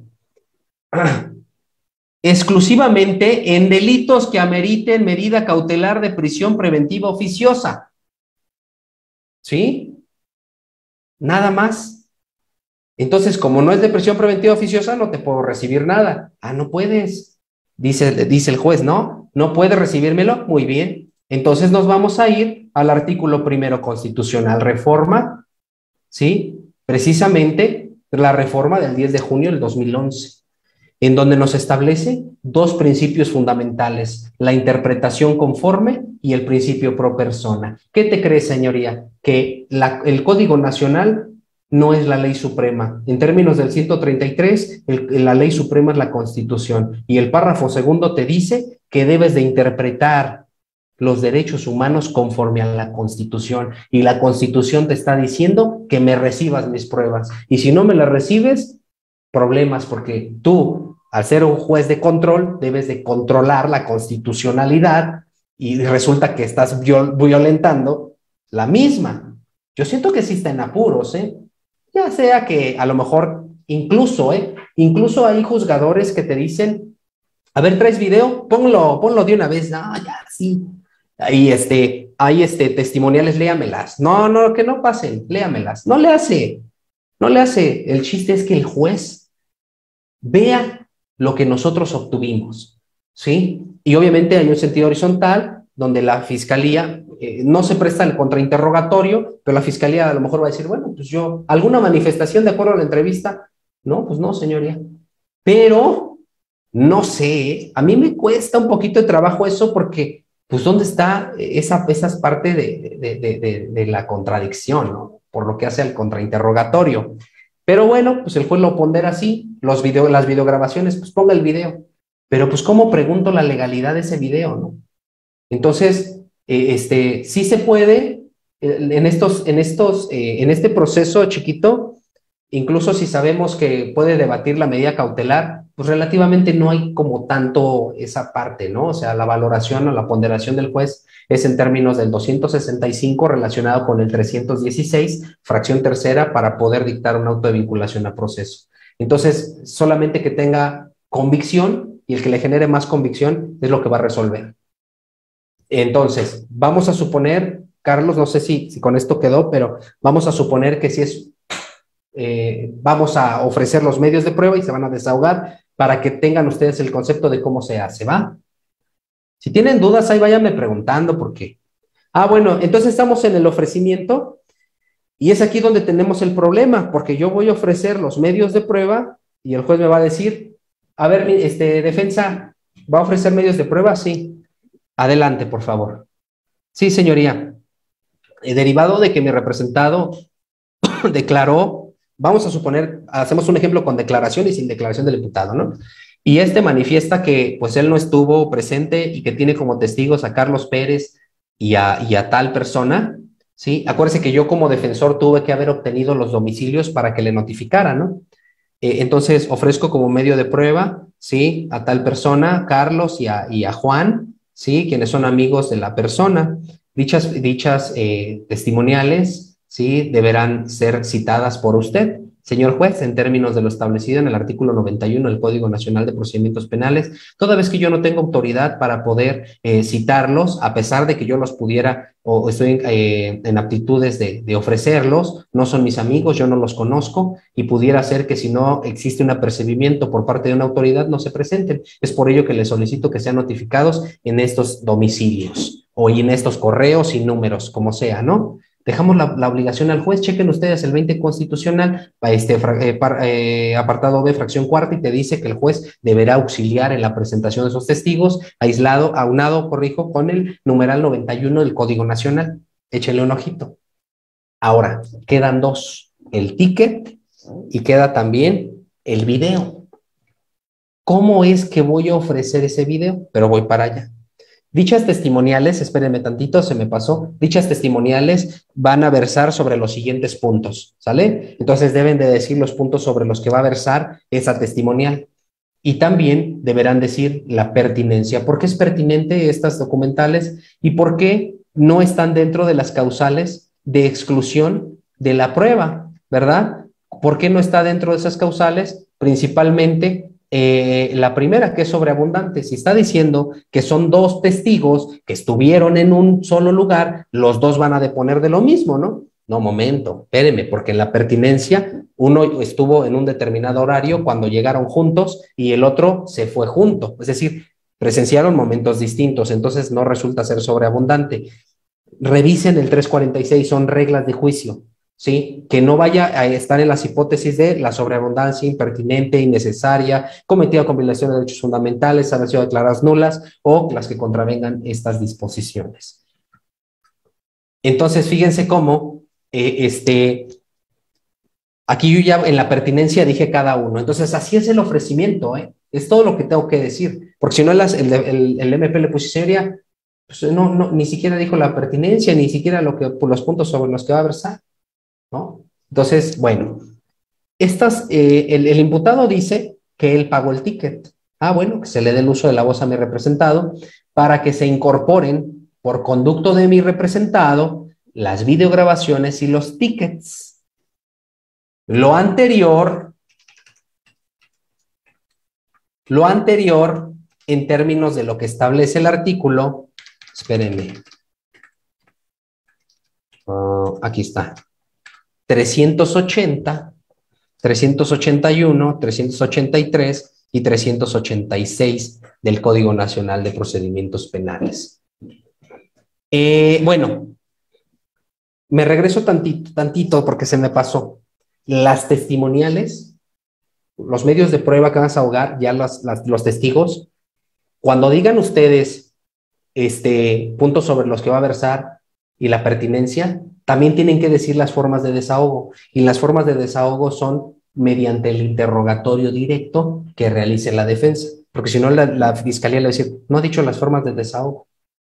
Bueno, pues mediante el interrogatorio directo, en términos de los numerales, 371, 73 y 76 del Código Nacional. En algún otro momento ya doy las técnicas de litigación en juicio, que es apoyo de memoria, evidenciar contradicción, superar contradicción, aclaraciones pertinentes, preguntas, cuáles son los tipos de preguntas, los tipos de objeciones, y la evidencia material, armas de fuego, cuchillos, de interrogatorio perito, fases del interrogatorio, contrainterrogatorio, reinterrogatorio, y bueno, todo eso de juicio.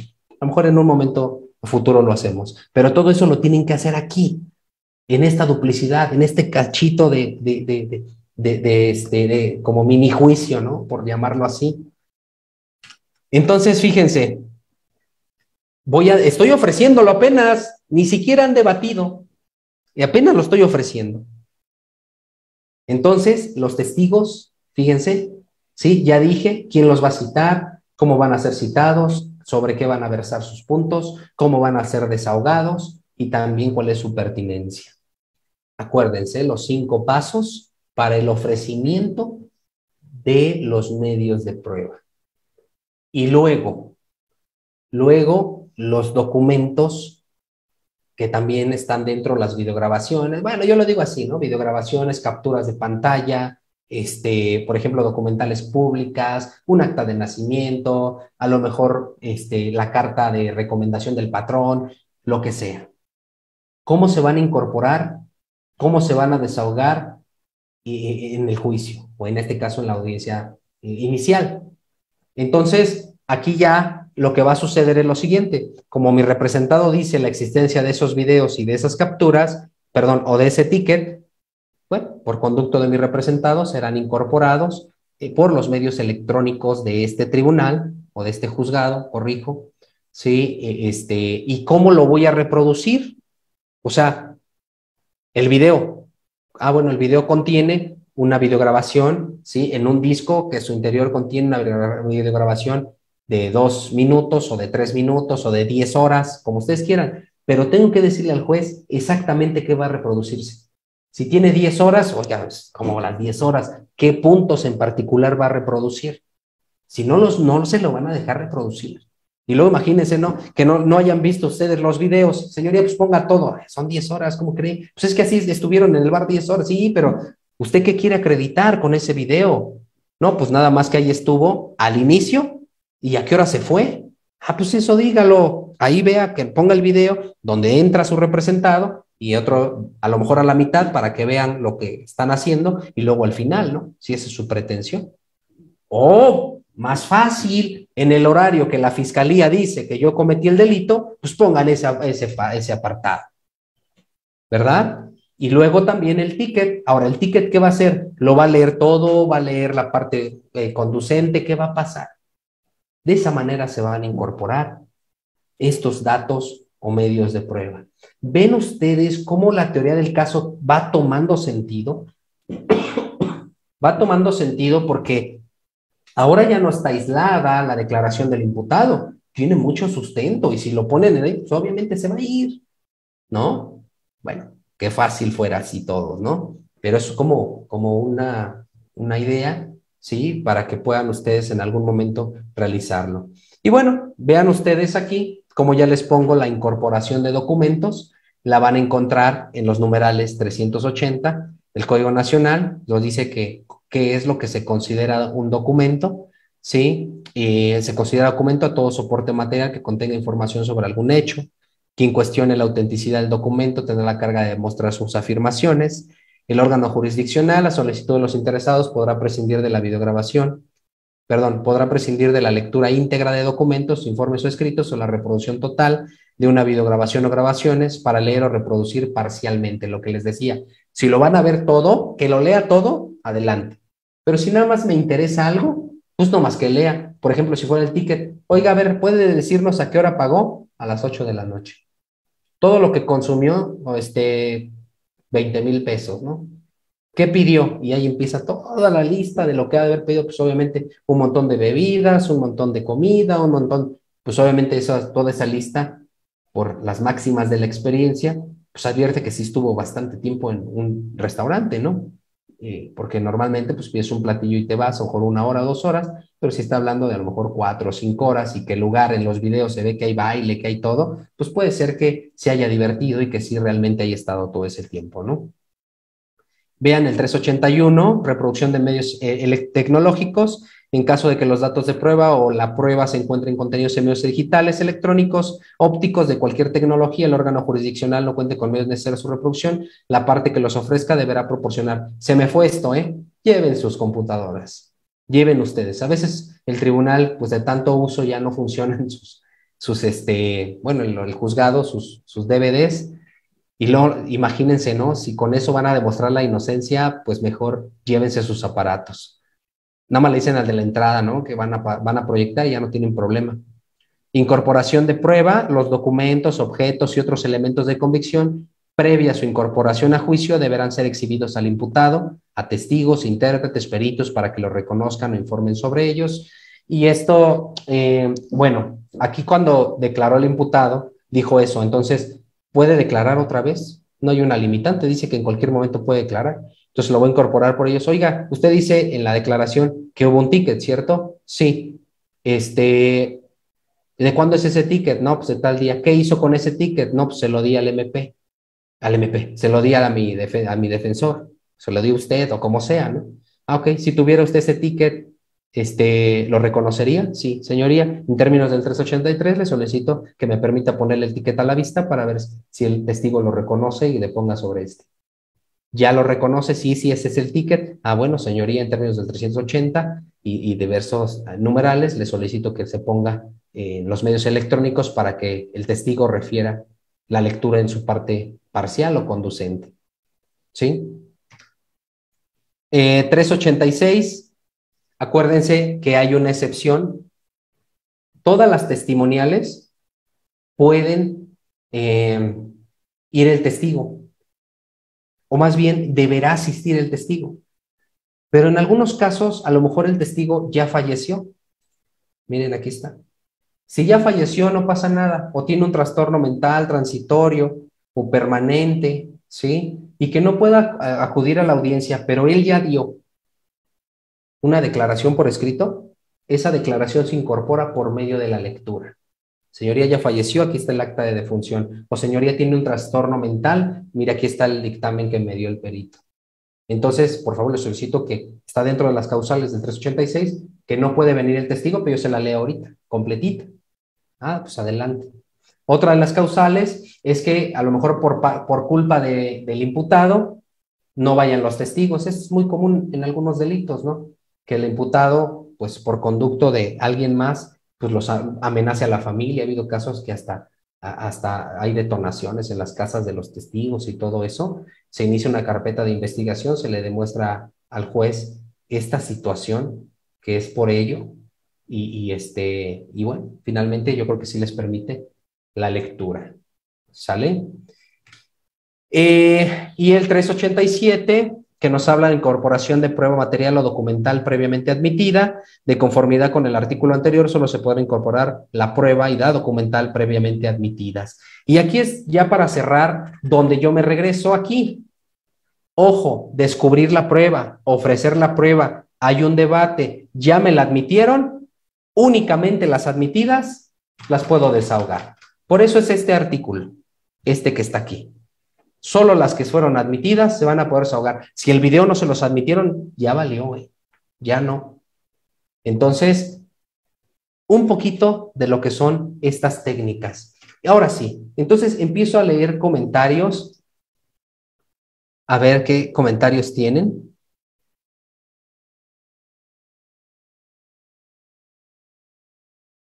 Nos dice Oscar Millán, excelente ponencia, saludos de la Universidad Mexiquense de Seguridad. Saludos, saludos, Lick. ¿Cuál es la diferencia entre dato y medios de prueba? Pues mira, los datos y medios de prueba, los datos de prueba nada más es la mera referencia de la existencia de un delito, ¿sale? Los medios de prueba son en la intermedia, en donde se refiere el medio o conducto por el cual vas a demostrarle al tribunal de enjuiciamiento, ¿sí? De cierta manera, el hecho, es decir, ya por conducto de quién. Si tú dices que tal persona cometió un delito, ¿quién lo va a decir? Entonces es como conducto, pero por ahí acuérdense del 262, 61, por ahí, si no me equivoco, por ahí viene la diferencia entre datos, medios de prueba y prueba. ¿Sale? Excelente ponencia, dice Carlos, gracias. Dice Juan Luis, ¿puedo solicitar la audiencia inicial con juez de control? Sí, claro, claro que sí. Dice Carlos, cuando el MP judicializa la carpeta con detenido debe forzosamente pedir como medida cautelar prisión preventiva. Si no pretende pedir prisión preventiva, debe ordenar la libertad del imputado. Bueno, Juan, depende. Si es un delito del 19 constitucional, párrafo segundo, sí va a ser la prisión preventiva oficiosa. Si el Ministerio Público advierte que está en riesgo la víctima y todo lo que les dije, puede pedir la prisión preventiva justificada, pero esa sí se presta a debate. ¿Sale?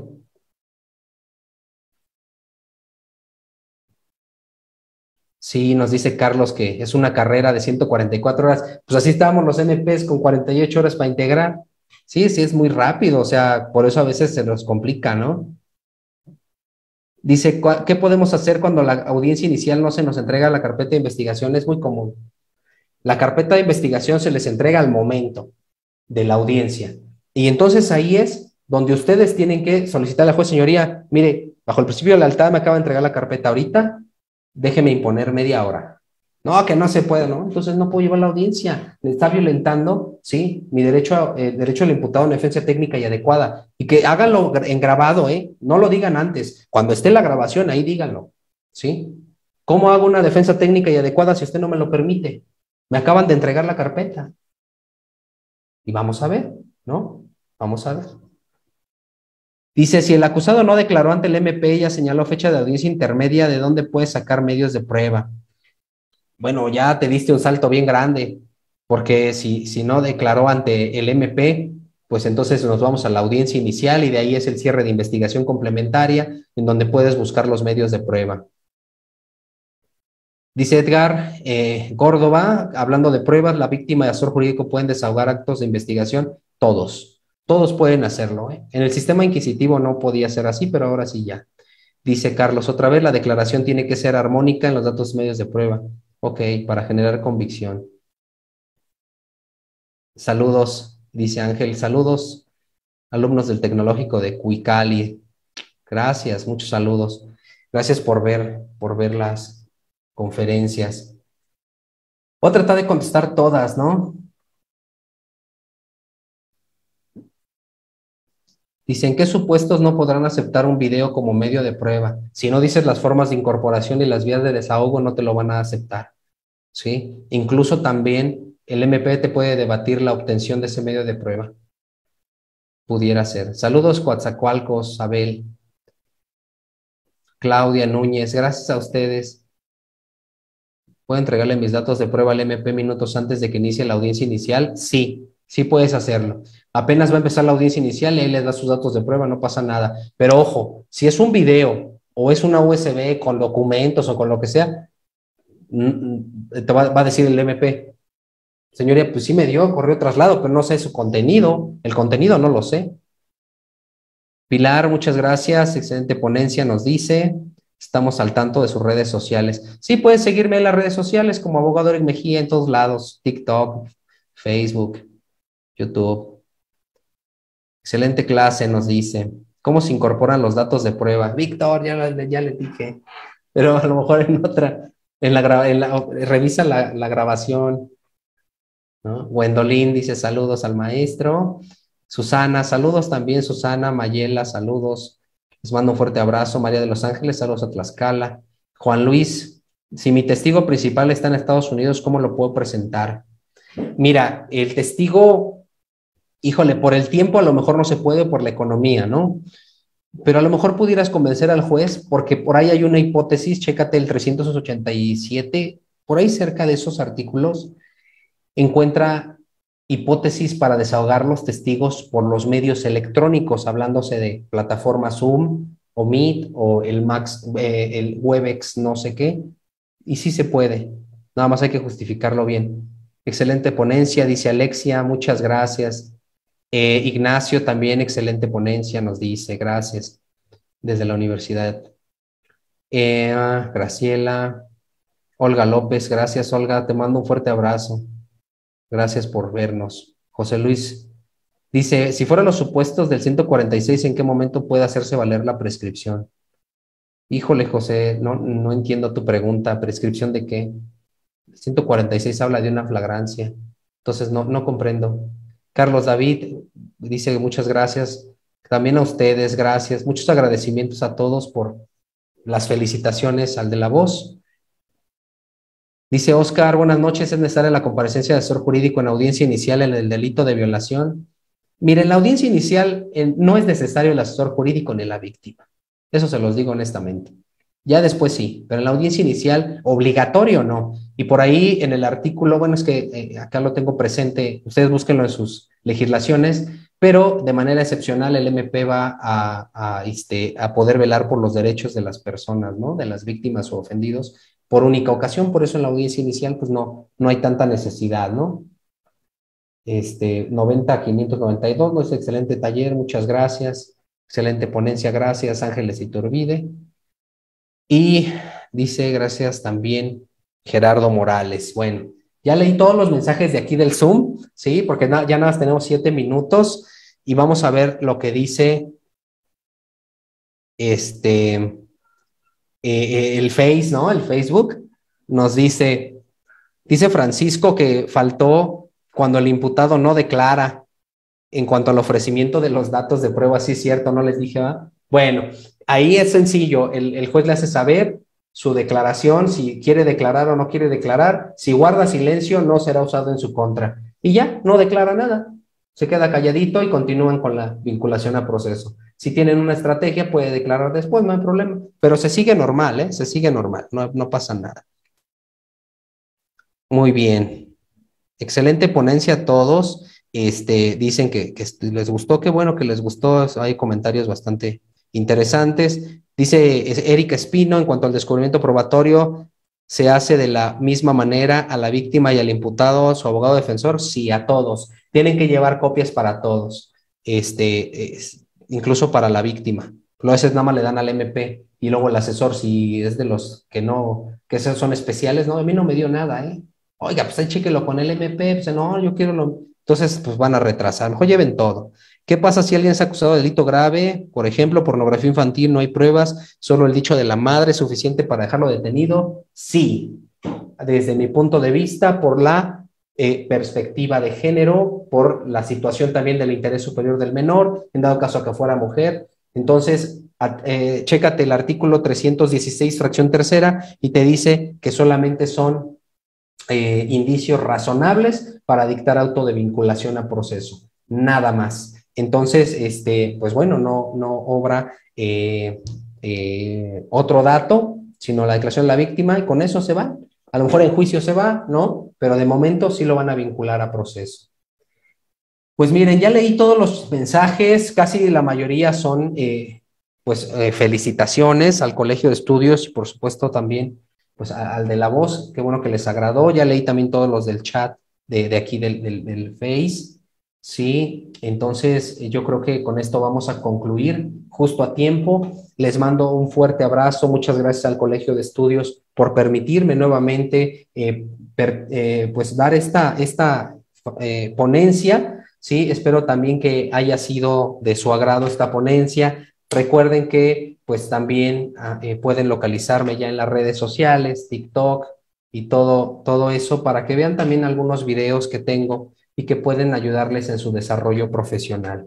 Yo les mando un fuerte abrazo, que estén muy bien, cuídense mucho. Al Colegio de Estudios Multidisciplinarios les agradezco mucho, que estén muy bien y les mando, nuevamente les digo, un fuerte abrazo, estoy a sus órdenes y hasta luego.